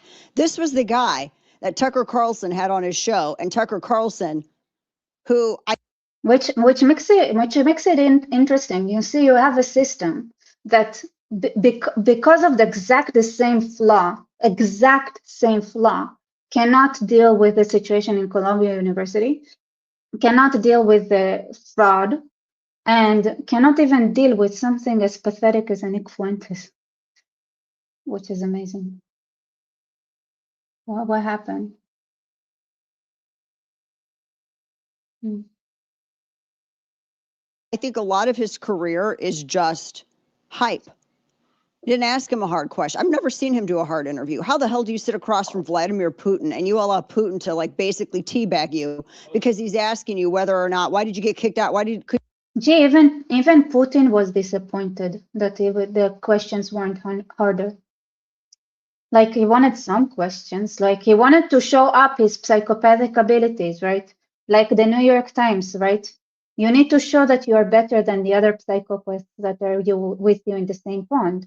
And Tucker Carlson with his like lackluster questions didn't even give Putin the opportunity to show the world how much of a huge like big schemer he is. You get into the CIA. Oh And my, Tucker sat there your and nose is blinked. It was like watching Wile E. Coyote. sorry. You guys forgive my nose. That indicates it is almost time to sleep. Actually, it's past time to sleep. This is such a funny thing I'm having. I like you think it's amusing when you're a child, but at some like why does it continue? Why does it still happen? Like I'm not a child anymore. Come Could you on. get into the CIA? And Tucker sat there and blinked. It was like watching Wile E. Coyote. Like, what in the world is happening here? I don't ever want anyone that is considered a geopolitical threat to the United States to look good going up against any American. But that's what happens when you go unprepared and overhyped. If I'm saying things that offend you, you're too sensitive to be in my office. Go get yourself a Midol, a tampon, and find your way to the Democrat Party. Hey girl, don't offend women. We're not sensitive like that. Men are way more sensitive. So this is who Tucker interviewed. And we all saw this. We all knew that this dude was a leftist. But he was being presented as someone on the right. Why? Because he has a fetish for going after Israel. And that's what it all comes down to with these people. Golly, find a new thing to obsess over. This is I mean, have you ever seen us? We're so pretty and cute. Like, no offense, right? It's like we're so pretty and cute and like hot and stuff like this. So, you know. Cut 24. Listen to this. I'm a non-woke moderate Democrat. I think the GOP needs Well, to be that's not destroyed. I true. think the corrupt criminal government of Trump needs to be slowed down. We need to impeach the orange. It's time to put this in a peach. Trump needs to be placed inside of a crystal. He needs to be impeached. This fat orange, tiny hands needs to be impeached. And then in 28, no Vance, no Rubio. Why we have does, to burn can I down ask the why whole he's party. got that fern so much in the foreground? I'm not, well, you saw that too, right? What is up with that? Why is it so, it's like a third of the damn screen. Who's doing the set design? I don't know. Maybe he's got to hide the monitor that he's used to watch. It's funny how Nick Fuentes like always finds ways to get attention. It's like a master class. It's like he started to get boring and it was like, how do I get attention again? It's like, oh, I know. Maybe if I say like if I start running like a Democrat, everybody was like, oh, I knew you were a Democrat, and there ain't bias like confirmation bias. Am I right? It's the best bias there is. So everybody's like, oh, he's a communist, like everybody, like obviously everybody knew. So now he's getting the attention because everybody gets their very, it's so satisfying to get the confirmation bias that you wanted. So then now it's like he became irrelevant, and then now he's getting all the attention again, satisfying people's confirmation bias. What's gonna be is next iteration? I'm curious. Like this guy keeps reinventing the bullshit to be relevant, right? So now he was like, okay, now that you have touched on the, pleasured us with our with satisfying our confirmation bias. What's the next move? To watch gay porn because that happens. You know, he got caught streaming that one time. So he is woke though, because he plays around with identity politics. You can sit here and blow your own horn, which I'm sure he does on the daily, all day. I don't think so. I think he's impotent, honestly. But he's such but you know what? Like here's the thing, and maybe because I have a little bit of Soviet influence in me, I find it hard not to get impressed by the work of somebody who does something in like a high level. And he's grifting, but he's like the grifter, it's like the master. He is like the artist of grifting. It's like it's impressive, right? Because he's like, think about it, the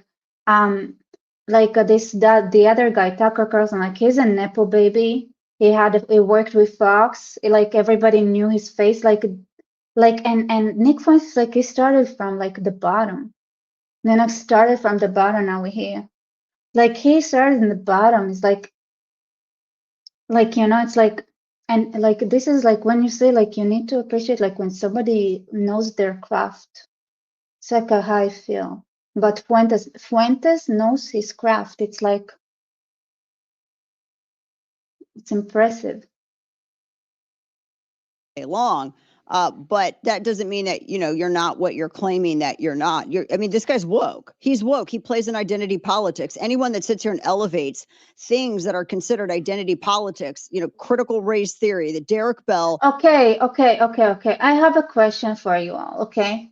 At what point do we stop saying that they promote an ideology and start saying they're attention whores?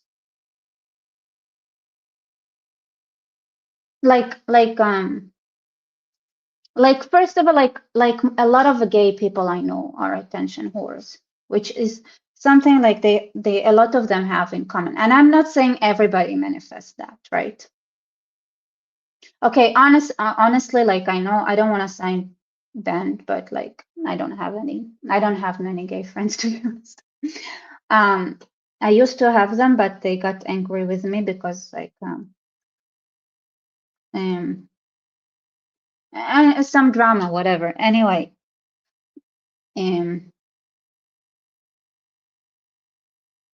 like you know, I'm just wondering, like, was like, oh, he's playing it like it's just like, you know, because this is the trend right now. I don't know.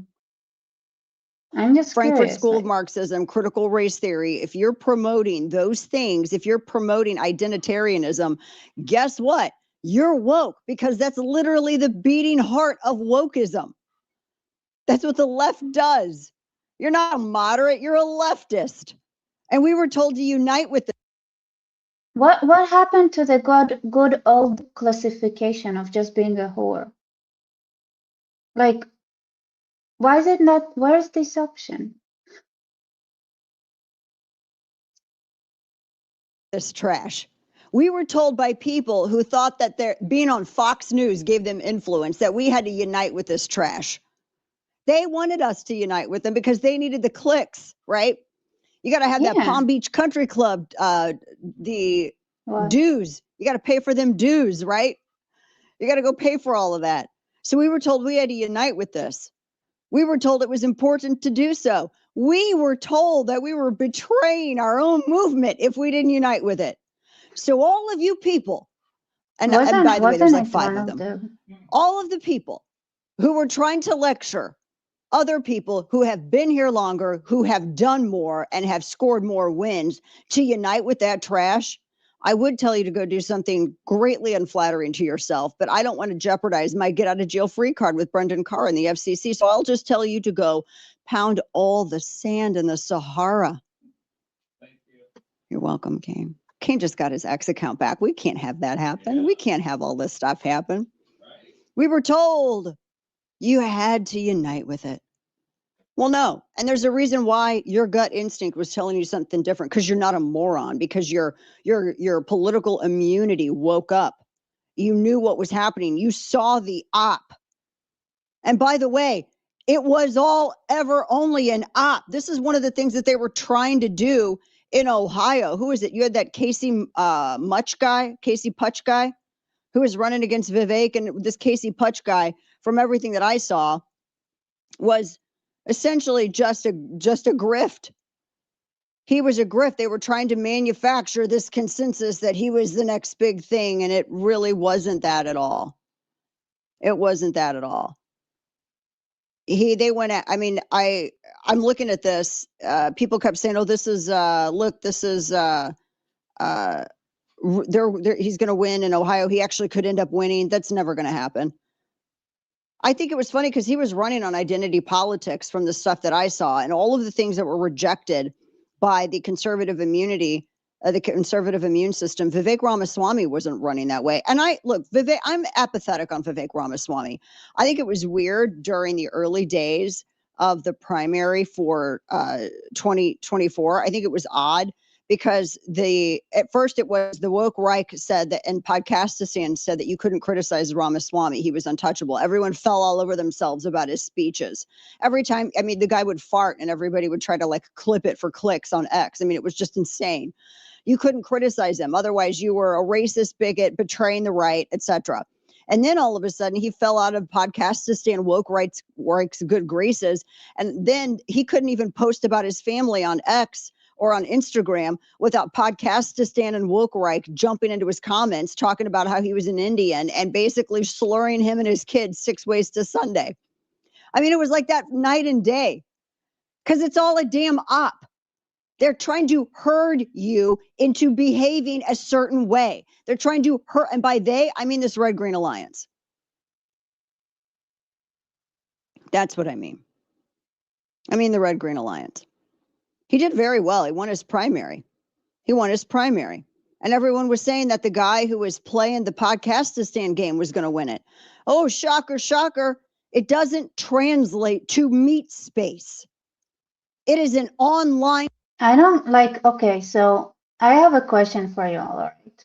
So, so anyone knows anything about politics, you know that like you need to get a lot of people to support you. And in order for people to support you, you need to do things well, which is one, beg for money. You always need to make sure that they pay.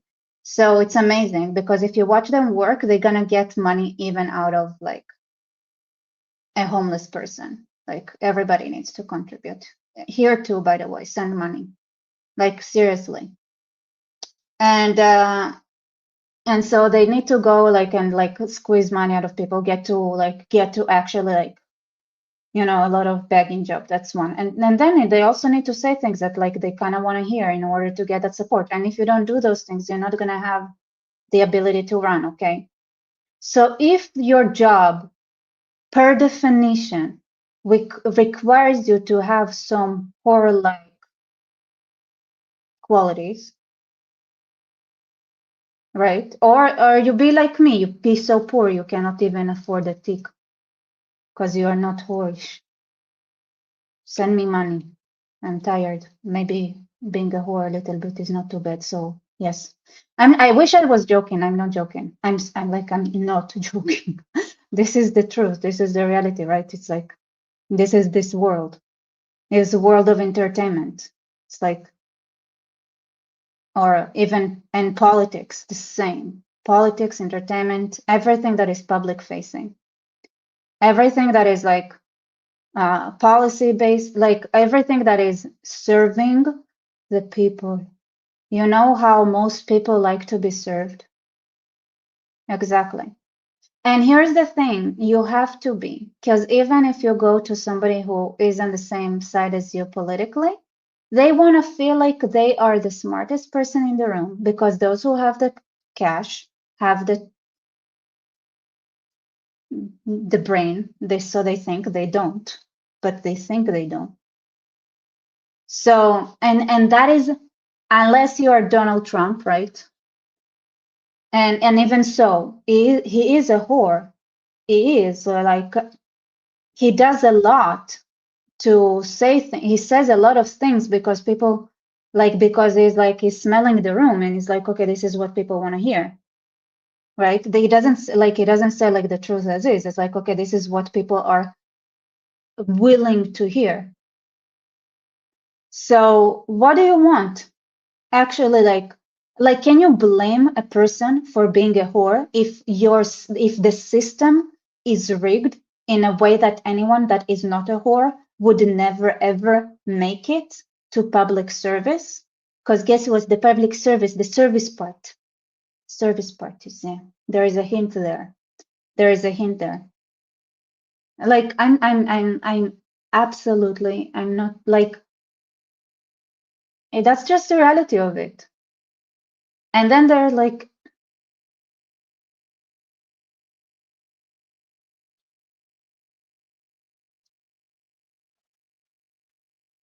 it's not even low, it's not low self-esteem of psychopaths.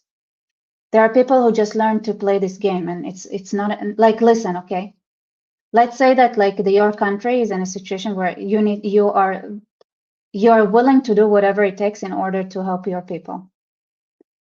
If you are willing to do whatever it takes, some of this work is going to be doing whatever it takes, right?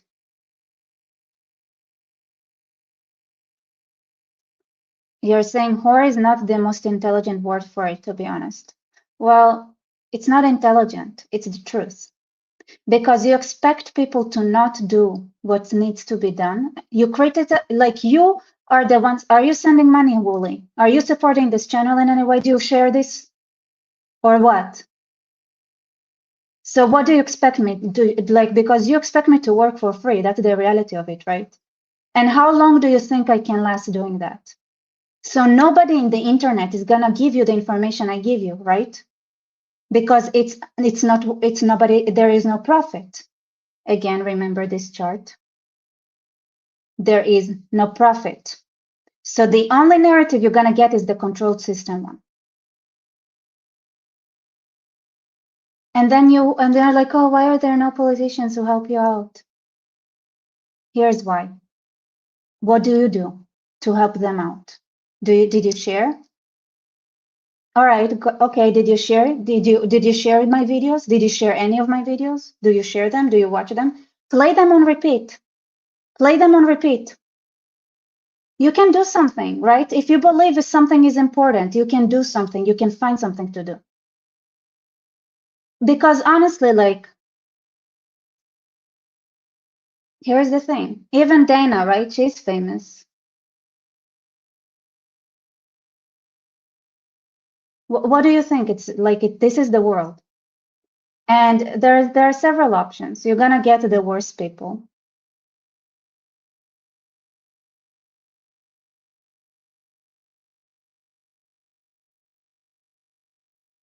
Shmuel, I don't owe you anything. I don't owe any of you anything. Do you understand that? You treat politicians like one of the most, like one of the first videos I've made. I explained that the reason that your politicians don't do anything for you is because when they are threatened and their lives are threatened, you all don't give a shit. You don't protect them. They don't have the means to do that.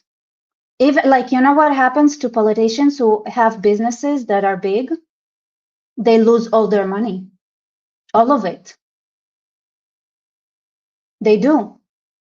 Tony Robinson lost everything. These people lose everything, right? But do you care? No, you lost all of them. Some of them were shot. Some of them gave up. And you get what you deserve. You deserve shit and you eat shit and you deserve this shit. Phenomenon. That is why they've got to buy views. That's why instead of telling you that you only had 7,300 whatever subscriptions or you only had like a paltry number of views, they try to inflate it with views on X. I'm going to tell you, if I...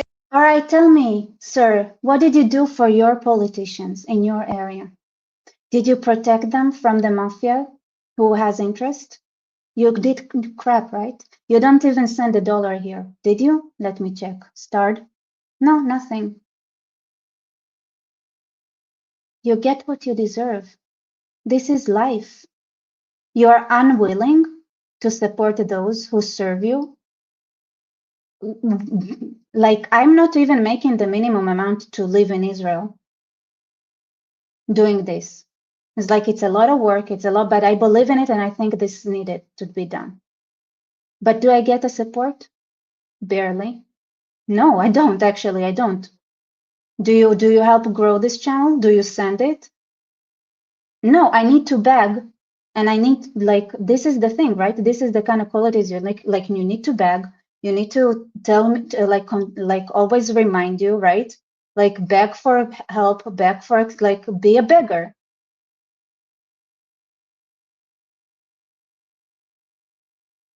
Now, me personally, I don't like doing that, right? So this is why it comes out like this, where it's like I'm so like it's like it sounds angry almost. But it's not that I'm angry, it's just that I'm saying reality. You know, that's just the truth.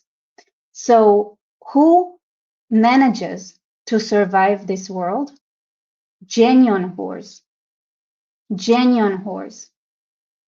And whores is what you deserve.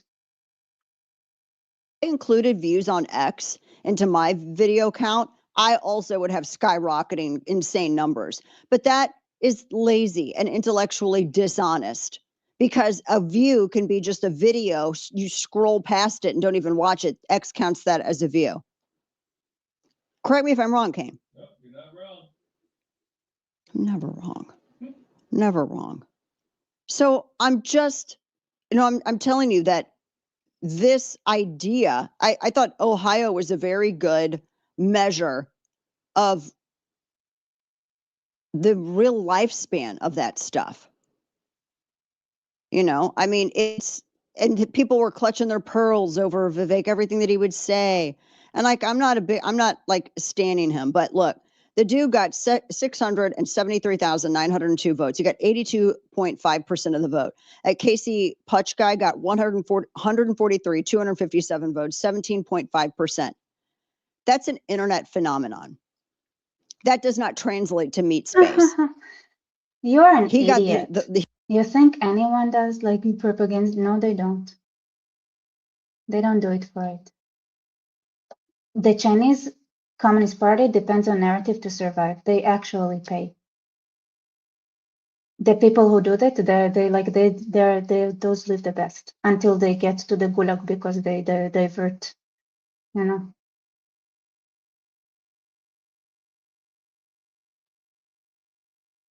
I get it. You're all poor. You're all poor, but none of you have any shame at consuming a product, thinking you deserve it for free. How are you different from any communists? You can like you don't even like have $1 to give. Like you probably because like you consume something, you take a product, you don't want to pay for it. So you get to be so you how are like we did a full loop. Do you understand what I'm saying? It's like you do exactly why you get communism and controlled narrative. You get controlled narrative and communism because those people get paid. You want to get something for free, right? You want to hear the truth, you want to have objectivity, whatever reason you are here for, you want it for free. So you get it at the expense of your soul. Because at some point, no matter what, no matter how kind-hearted I am, there is a limit, right? There is a limit.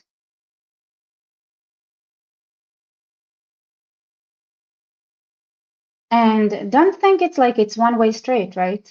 It's like me working hard at my own expense when I could have been in like make looked so much more money in my real job, right? Or because like, and I do this because the world needs it. But if even my 3 viewers are unwilling to do the bare minimum in any shape or form when I ask them what they're doing, then why would I?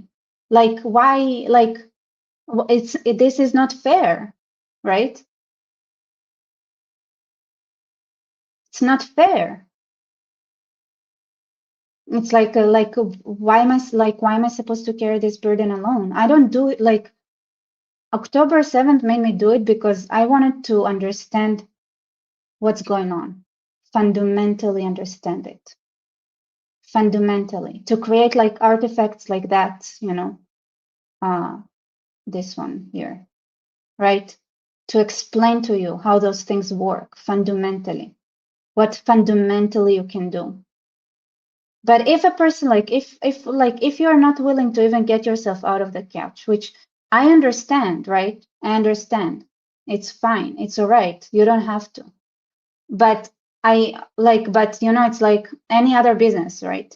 It's like you come, you explain, you show, you build artifacts, you dissect the system, you analyze it, you explain how it works, you explain like what needs to be done. You go door to door to door. Now, okay, I can do it. I've been doing this for 2 years. Maybe I do it for 3 years, but if there are no consumers, right? Nobody wants it. Nobody wants to do anything about making sure that the system would stay free market.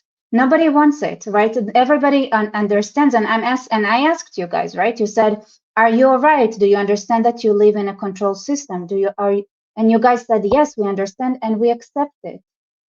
So if you accept it, it means that freedom is not a commodity you're interested in. So obviously, I cannot sell something that you don't, or you're not interested in. You're not interested in being free. So I can. So if you're not interested in the commodity, if you're not interested in critical thinking, you're not interested in actually like trying to make things different, right? I work with the Druze community. I work with everybody. Okay. But in the end of the day, if you're not interested, honestly, like if you're not interested, you need to understand that there is nobody wants freedom then. It's okay. Then it's okay. This is the forces of the market. It's the forces of the market. People are I'm talking to you all and you guys are explaining why you want to stay subjugated. Then I need to accept reality and understand that you guys want to be slaves and there is nothing I can do about it, right? Like I can speak all day, I can explain how it works, I can break it apart, and it's like I can say like the end user in a free market society needs to understand that the goal for consuming data is agency. But then there is no agency when you are consuming the data I'm presenting, when I'm trying to sell you freedom, then obviously I'm trying to sell a product that has no customers. Nobody wants it. Nobody wants freedom. People are not interested in freedom. So if they're not interested, if there is no need in the market, obviously nobody's gonna buy it. I get it. Like, or buy it in a sell point, is at a sales price which would allow me to live with dignity, right? So, and I do respect myself. So I understand it. I understand it, but what I'm expressing here is true for every single one of us creators who do what I do. And I'm gonna tell you, a lot of us are in this because we have been burnt on October 7th. But we are collectively, and I'm gonna tell you the full truth, collectively are very, very close to complete burnout. And whatever you are seeing right now are the last the last you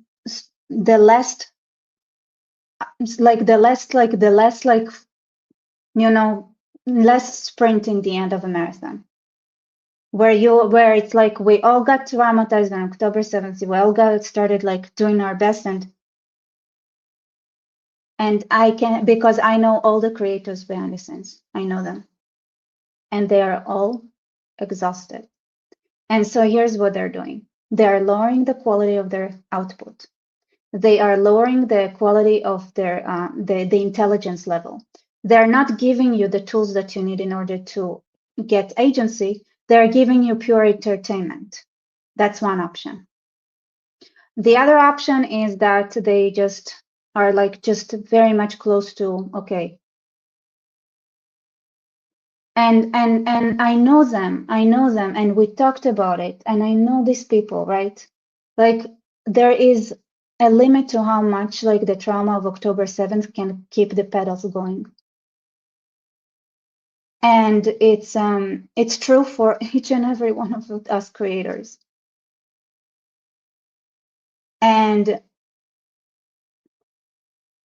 I think like I can like grow my audience. I can do a lot of things, but you guys, like, honest to God, it's not something I can do alone.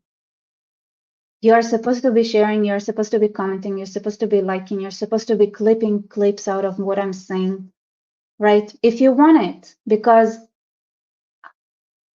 it's okay. Because if I do all those things, I would have to work on this channel 24/7. And the truth is, like, there, like, where I don't know a creator who does, or on our side, who is not that close to giving up. Because how much we listen, like the trauma of October 7th, like keeps us going, keeps us going, keeps us going, keeps us going. But I'm telling you, I'm honestly telling you that what I'm saying right now is true across the board. Now, there are a lot of people who are arguing, like, you know, doing entertainment content and things like that, right? It's fine, okay. And the thing is, like, it's gonna entertain for a while as long as it's a trend, then it's gonna stop entertaining at some point. It's gonna see them less and less and less, and then it's gonna dissolve, and it's gonna be nothing. It's gonna be one narrative, the controlled narrative, because it's the only one that gets support. So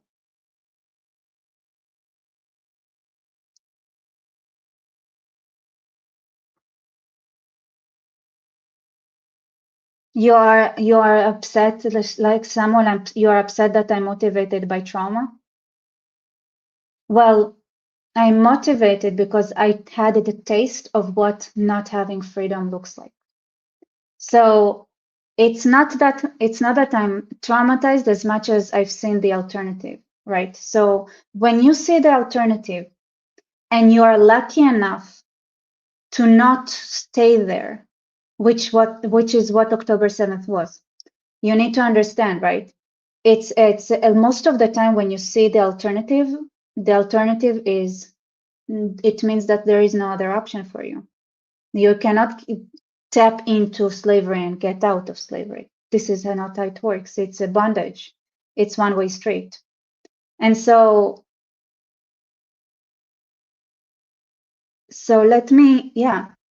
So here's what happened on October 7th. We were lucky enough to get a glimpse, you get burnt just enough to understand what's the alternative. Once you understand what is the alternative to freedom, you want to fight for it. You want to fight for freedom because freedom is worth it. Because that's the truth. But at some point, your freedom, your fight for freedom becomes slavery. My work towards you, my honest attempt, and the honest attempt of all the people who do what I do, all of them. I swear to God, all of us. We had a moment where we were all honest with each other, including those abroad, and we were like, we becoming slaves to try to free others. We are becoming slaves to our want to be free because we work, trying to free people or warn them. So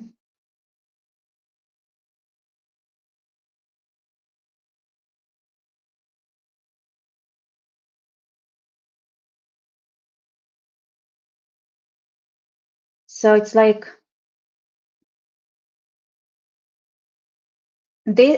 am I gonna be slave alone? And then we're gonna be slaves anyway because clearly there are no buyers? Or are we like, you know what? It's like if it goes to slavery anyway, might as well not be a slave now. Just like push, like kick the can down the road and like try to avoid being a slave as long as I can without being a slave now.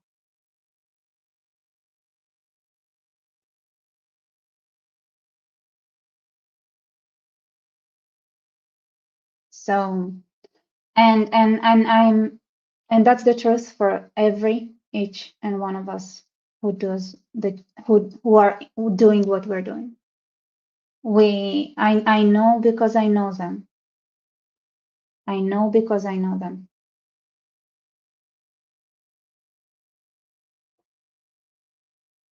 So that's the truth. And I want to say thank you, Exelon Tumer, for the super sticker. And thank you, Wooly Jumper, for sending €1.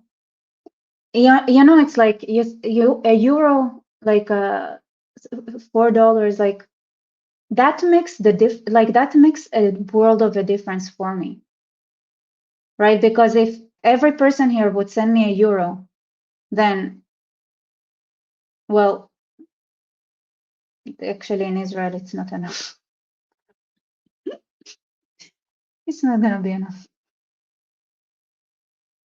But you know, if every one of you sends me 3 euros, then I can survive. It's funny. But at least like it's gonna be enough to justify the time that I spent here specifically. So it's like this is an honest conversation now. Whoever is here, like,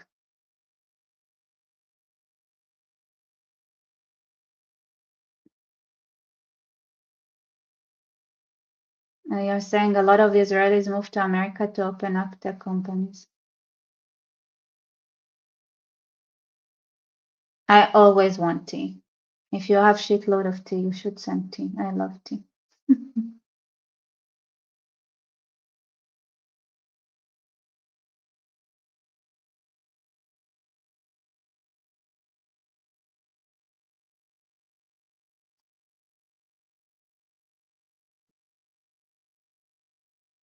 Shmuel, please don't watch this channel. Please don't be here. Please leave. Thank you.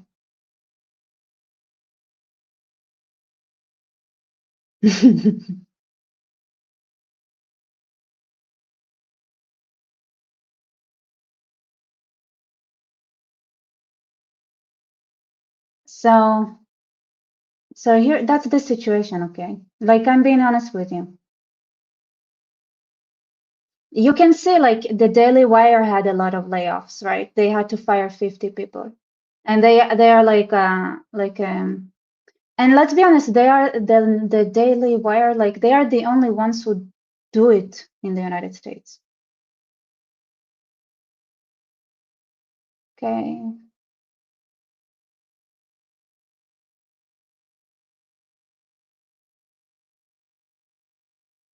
Right.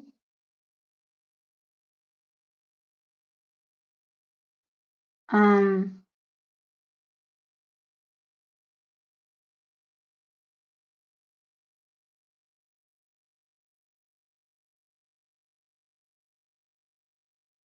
So, like, yeah. So anyway, that's the reality. Thank you, Heinrich, for your support. I hope I don't sound like a broken record, but working with me on Let's Grow Business Together might really help your channel. I'm gonna read it, okay? I'm gonna read it. But it's not exactly the same realm that I'm doing, so I have to check, you know. Like if it diverges from the ideology I'm working super hard on, then it doesn't make sense. Thank you, Peter, for your super sticker. Need to check what it is. I'm gonna check it. But yeah, thank you so much for your support.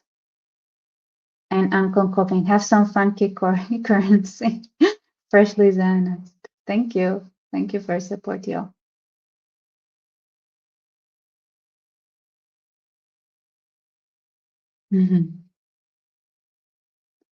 Like I'm just being transparent with y'all, right? Like we cannot not see what we're saying, right? Like if the Daily Wire has to lay off, if we're seeing like all the famous people, like super famous people, like, right, if they're actually making sense. Like let me see, like for example, Ted Cruz, you know, he has a podcast, right? Like how many views do you think he's getting? Like I'm curious, I don't know actually, but it just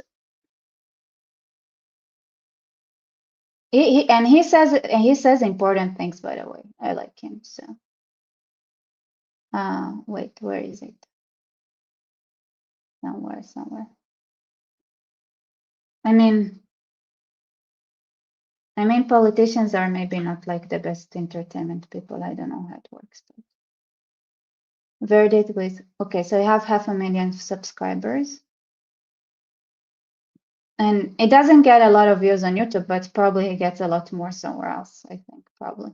Podcast on Apple. I guess people like watch on those places. which are like paying. A lot of those places don't pay in Israel, by the way. Just saying. So like a lot of like options like they don't necessarily pay or like exist in Israel. Um,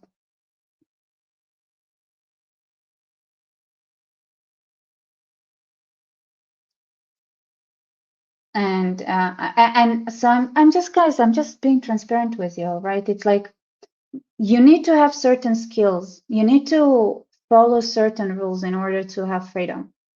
If you don't follow them, if you don't speak of your mind, if you don't go against the controlled narrative, if you don't even know that there is a controlled narrative and how it works and the most mechanism works, there is nobody who explains those things. If there's nobody who explains all the like does like then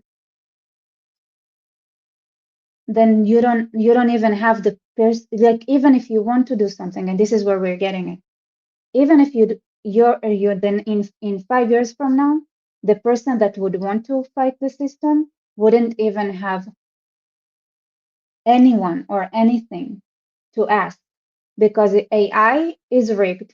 Everything like AI is not gonna is not it doesn't do it. It doesn't do it. It doesn't. It is also part of the narrative and the demoralization campaign, as I explained in my Substack article. How the demoralization of is hidden in the metadata and the structuring of the answer that AI gives you. How it makes sure that you don't take agency and keeps you demoralized.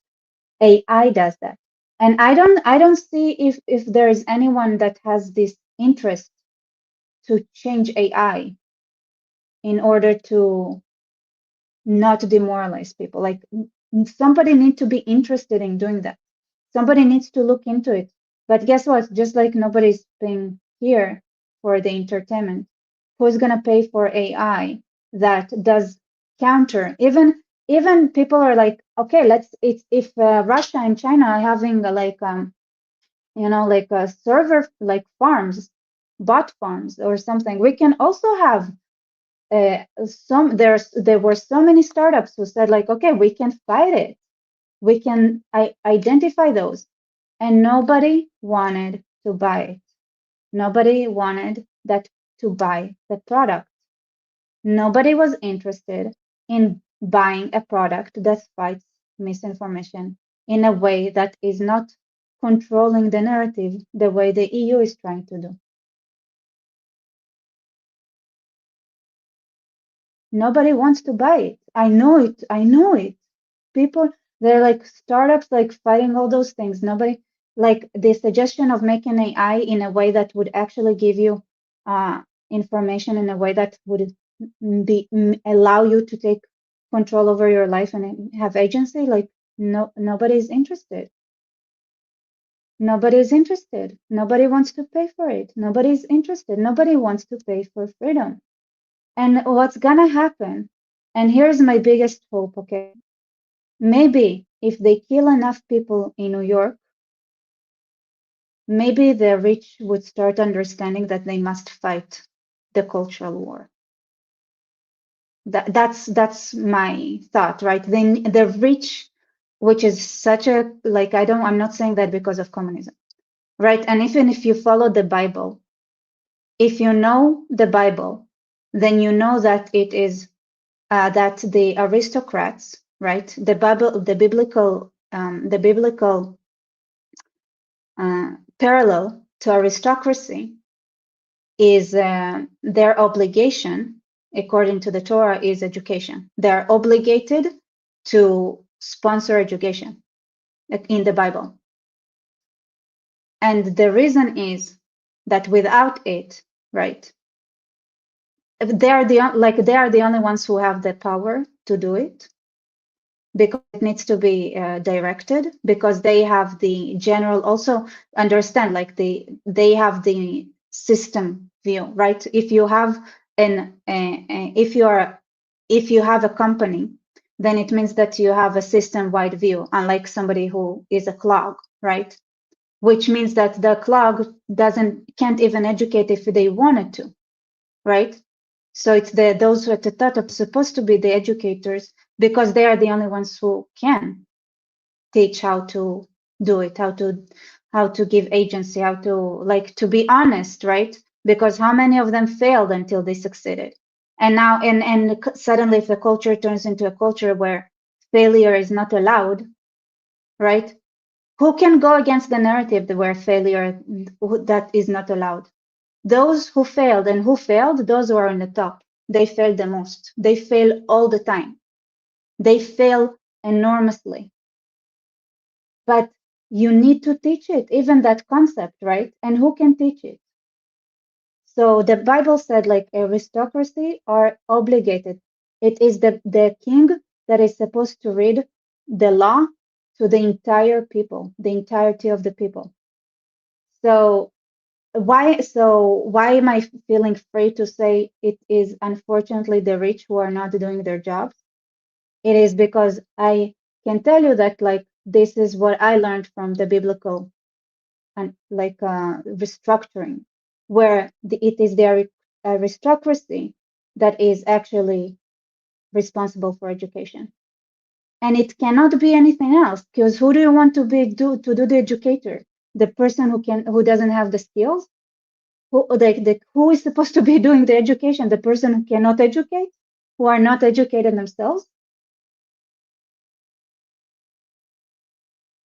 So that's the reality, right? It's ridiculous, but it's funny, but it's like you think you can build a system where the people who don't have knowledge or skills can educate, who didn't build anything in the real world that can educate, and then that those who do build and those who do manage, they have no responsibility for the education system.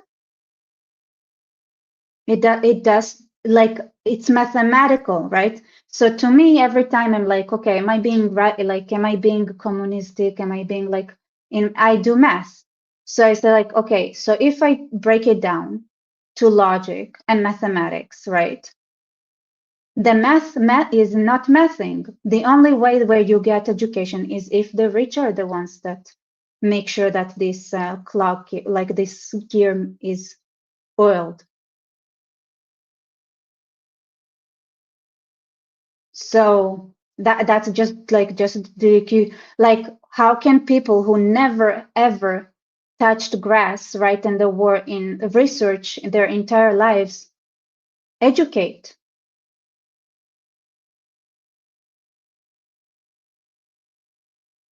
So I'm like, so when I'm saying that maybe the rich will wake up if they have their own October 7th experience, and I don't mean October 7th as like the way October 7th, I mean like the trauma, the realization, the like facing the possibility that it could be them that would be tomorrow's oligarchs that Putin throw out of the window, that would make them realize that it was always, biblically speaking, their responsibility to make sure the education system runs correctly. Super important. And I'm not talking about the guys like what's his name? Because can you imagine like how scary it is? Like, are we supposed to pretend like Joe Rogan built something? No, he did not. Right? Just because you have an lucky idiot sometimes, then it doesn't like, not that I think like rich people are smart, right? No, they're stupid because like they don't know much about education. So this is why like you marry the smart person with the smart person in money in Judaism. Um,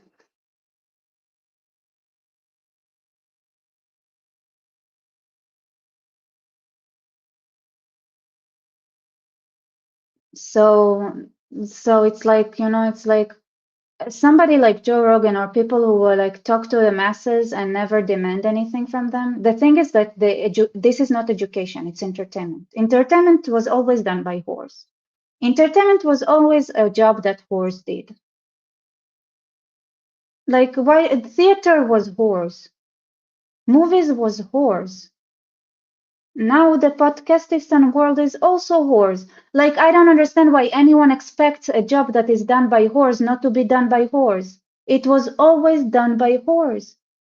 And it was always the aristocracy that was actually responsible to make sure there is actual education. And education, per definition, is not necessarily what people want to entertain themselves with. It's not that they're going to a whore. It's that they need to stand up and listen to the king explaining what the law is.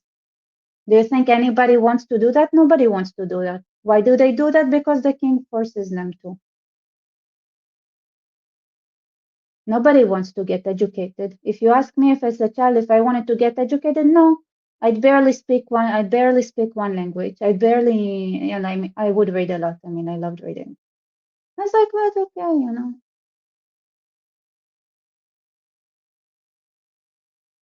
No, the education is never done through entertainment. This is why you don't understand, like why are channels that are not that are educational, you think this is education. It's not. Education is when you actually need to do something with it. So people watch even like physics video. Yeah, they get explanations and stuff like that. Would they watch it if they actually had to sit down and write equations and actually solve them? Would they?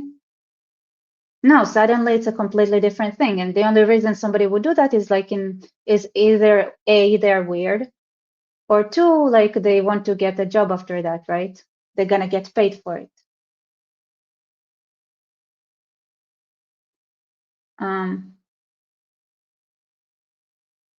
Why, Michael, why would you use YouTube for education? You don't need to, why would you use, so what do you use for education, sir? Because I'll tell you where the problem is. Would I be sitting here if on October 8th, Columbia student universities didn't burn down their university while chanting that the Jews need to be killed, sir? I wouldn't be here, right? No, I'm not here because October 7th. I'm here because October 8th. I just wanted to make it clear because I said October 7th, but that's not accurate. Thank you for asking.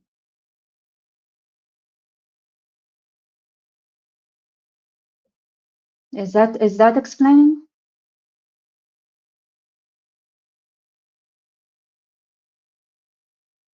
Thank you, Charlie. Charlie, you are one of my biggest supporters. I think Charlie and Carlos Rodriguez. If it wasn't for you, I wouldn't even have you like a used stick bag that I can use.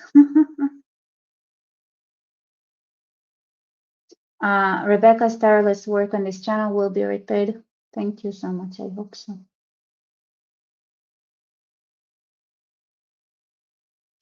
All right, Michael. Wow, you're educated. Wow. It's why I love boomers. I like talking to boomers. Well, I read books. I wrote an entire article explaining why you need to understand that the data in structuring of the brains of the young people are not built in the same way, and it's not because they are fundamentally wrong.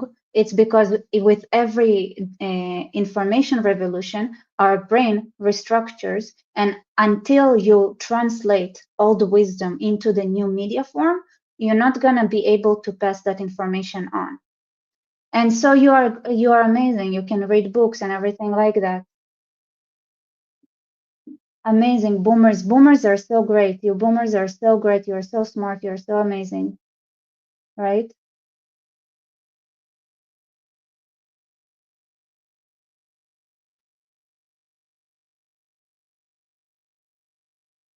It's like you're great. You're amazing. But you have a way to consume information that works with the world in the way that the world was when when your brain was forming. You need to understand like that the way we consume information affects the way our brain is formed. It changes our cognition, and so it's not it's could you in a world of storytelling where you need to listen to an elder tell a story, would you tolerate that?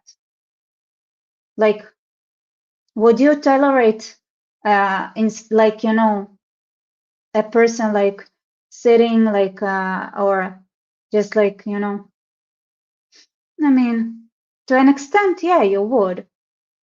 But at some point you'd be annoyed and be like, I can just read it. Like, what the heck?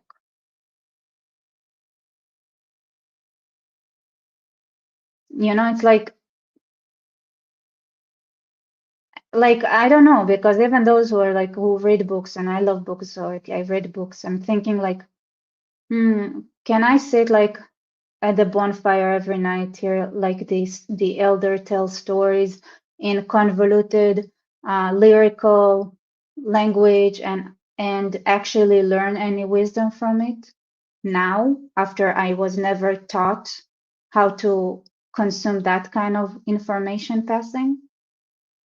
I'm not sure I could. I can listen, I can enjoy the music, but do you think I'd learn something? I don't think I would learn anything. I don't think I was like, and then the next day when I would do some mistake, they would come to me and say like, why are you doing this like that?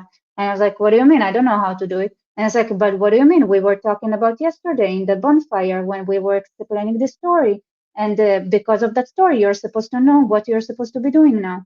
I was like, I didn't understand a word from that story. How am I supposed to know what I'm supposed to be doing from that story that you just told me? That's the thing, right? Like it's like I know you want to do like it's very much like okay, like okay, I read books. I'm so smart. Okay, fine, but can you actually like consume information in the way that your ancestor did per se and understand what you're supposed to be doing in the world? Without mediation, without the translation layer? Can you? Like, you don't even know if you can or you cannot. You don't even know because it's not here anymore, right? You don't even know. And I can tell you that, like, one of the things, why do I see that? Because I read the Jewish Bible and I know now that the Jewish Bible, because I study it from childhood, because Jews study it from childhood, because it's our cultural structure, we understand it, but like I can see that the Christians are not understanding it because they needed the New Testament to translate the to understand the Old Testament because it's too convoluted for them.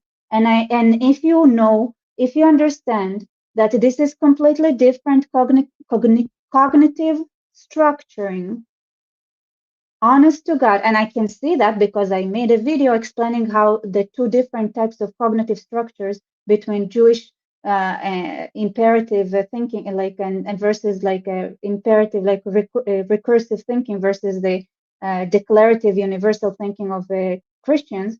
And most people were just baffled. And the reason I could do that is because I do programming and I know how you can program people with different programming languages. This is why I know how to do that, because I told you if there's something I'm good at is programming.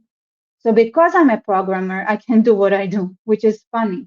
But it's because I understand data structures, because I understand programming, it's because I understand ways to compute, that I understand that like it's completely different thinking styles.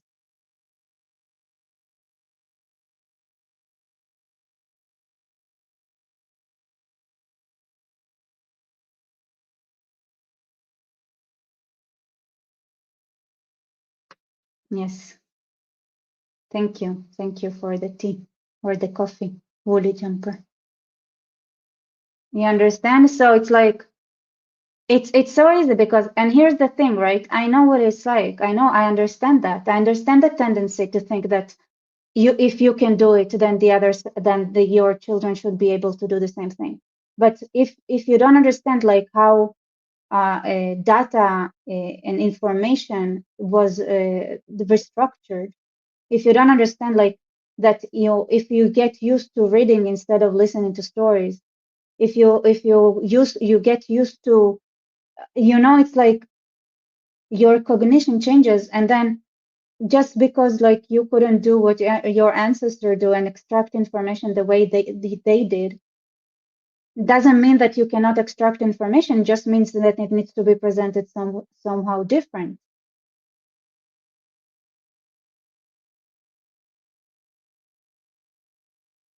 Yeah, so you have one side which thinks, oh, like which thinks like, oh, that, oh, they just, but it's not and there, if when there is restructuring of information, then there is this, there needs to be a restructuring of how information is being passed. And there is nothing that shows this. I think you can literally see it between how Jews would read and Christians.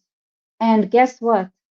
They, without a translation layer, Jews and Christians cannot understand each other. They cannot.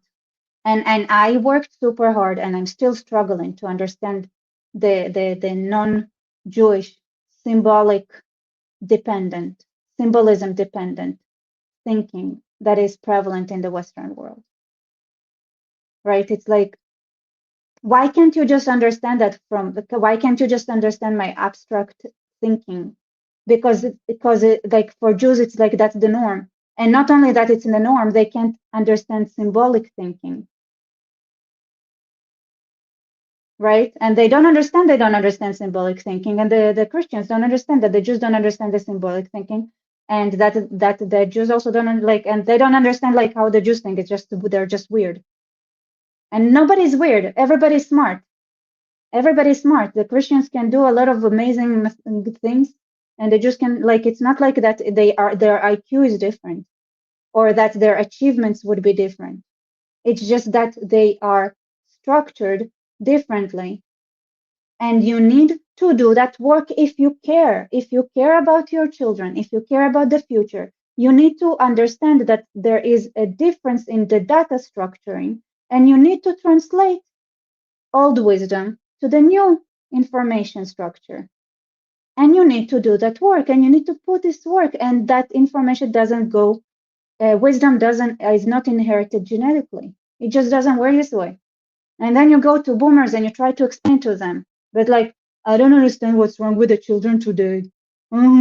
Our lives were so much harder, and why can't they do anything? Do you care then? Do you even care about them? Because honestly, what I'm hearing and what they're hearing, and I'm gonna tell you that actually the younger generation is correct about it, is people who don't care. That's what they're hearing. And it's and you cannot, and it's like, it's, and you can say whatever you want, right? But those who hold the wisdom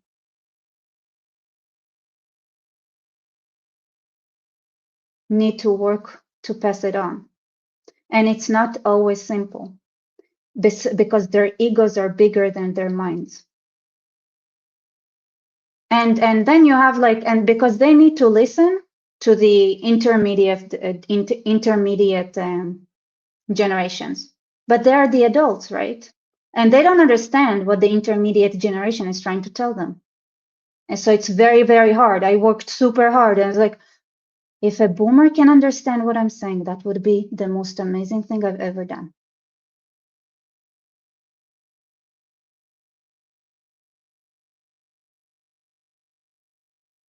Because when they do, it would change the world for the better if they still care about it. Because honest to God, and I think a lot of children understand it, it doesn't look like boomers care. Like, and I don't mean just boomers, I mean Gen X, Gen Y, older Gen Y. It's not only like they didn't, like, they don't really care about the future. It's like they think like they went through their struggles, so the next generation also can go through their struggles, right? But here's what they don't understand. If you go back long enough, right, and you go to just before World War I and World War II, there was this exact same mindset. Why? Because there was an information restructuring there too. There was information restructuring then too. And it led to millions dying. And these people thought the same thing. And here's the thing, right? You can compare, so like, oh, I mean, you know, it's like, but you need to like, but like, don't compare to that. Understand that it doesn't work this way.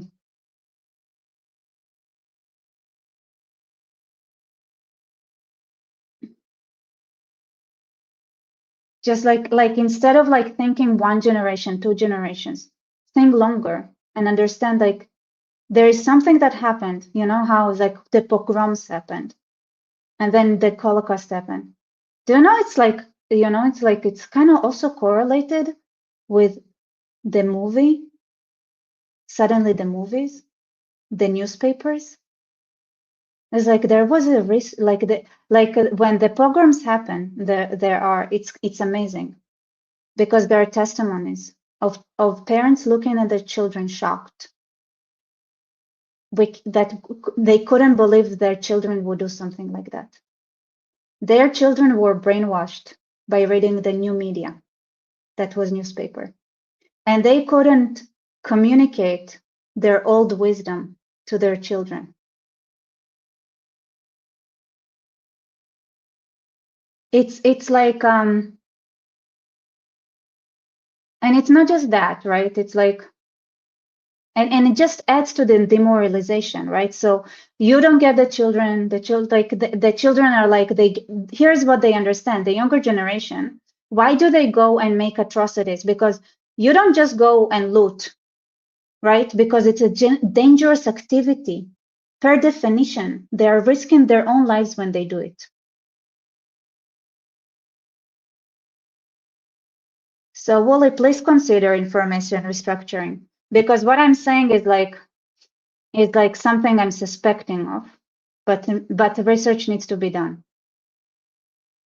But like, because when I remember, because when I did the anti-Semitism video and I read about it, and I understood that the pogroms shocked the parents at just exactly like October 8th shocked the parents of the kid, like the reaction was so similar. That was one of the biggest crazy things I've seen, and I couldn't put like I didn't understand like what happened, but there was some sort of propaganda that affected the younger generation in a way that didn't affect the older one, and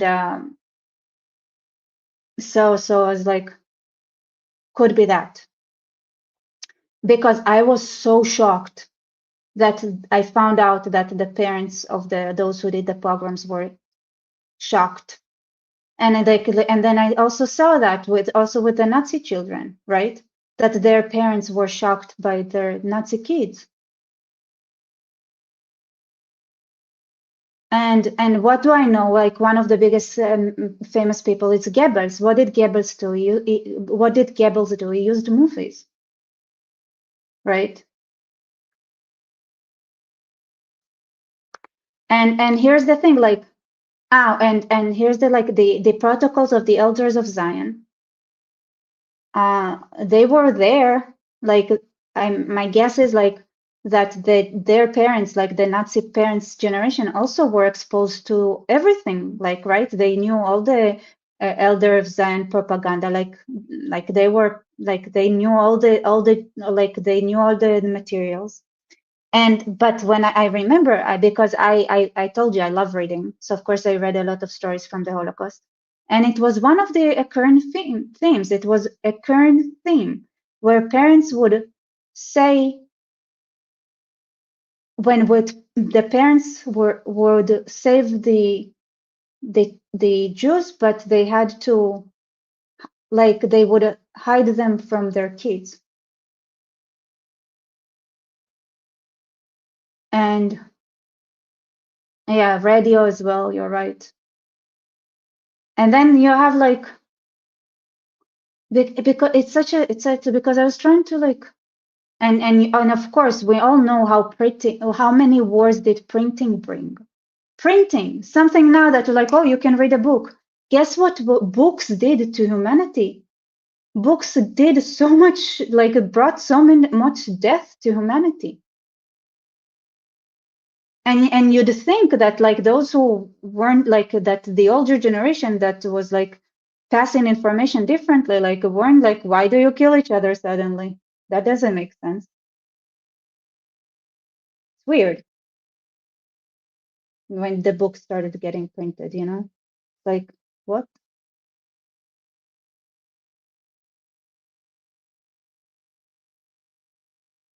And so the other side is like, okay, you have one generation which controls the narrative, control the system and everything. And then you have the next generation, and the next generation doesn't understand, like doesn't like aren't educated properly somehow. And the parents like and here's the other element, which don't think that the children, like you can see it repeated, like even in the Prince of Egypt, right? Children want to make their parents proud. And when they realize that they don't have the ability or the means or the skills, they become stupid and desperate, violent, and willing to do things that would get them hurt.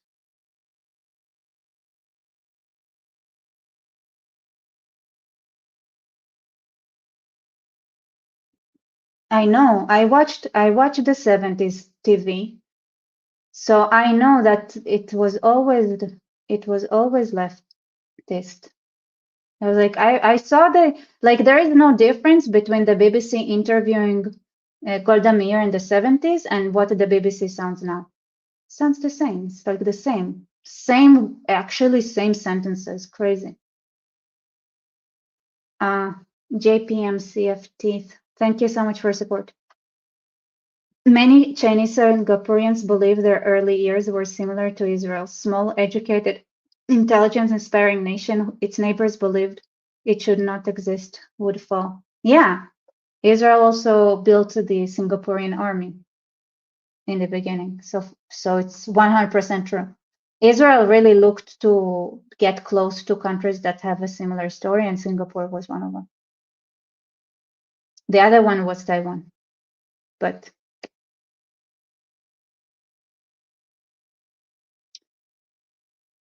so now that we understand, right, what happens when there's this disconnect, and so let's utilize this knowledge. And the truth is like, let's do it. I believe in y'all. Our world, we share it. Okay.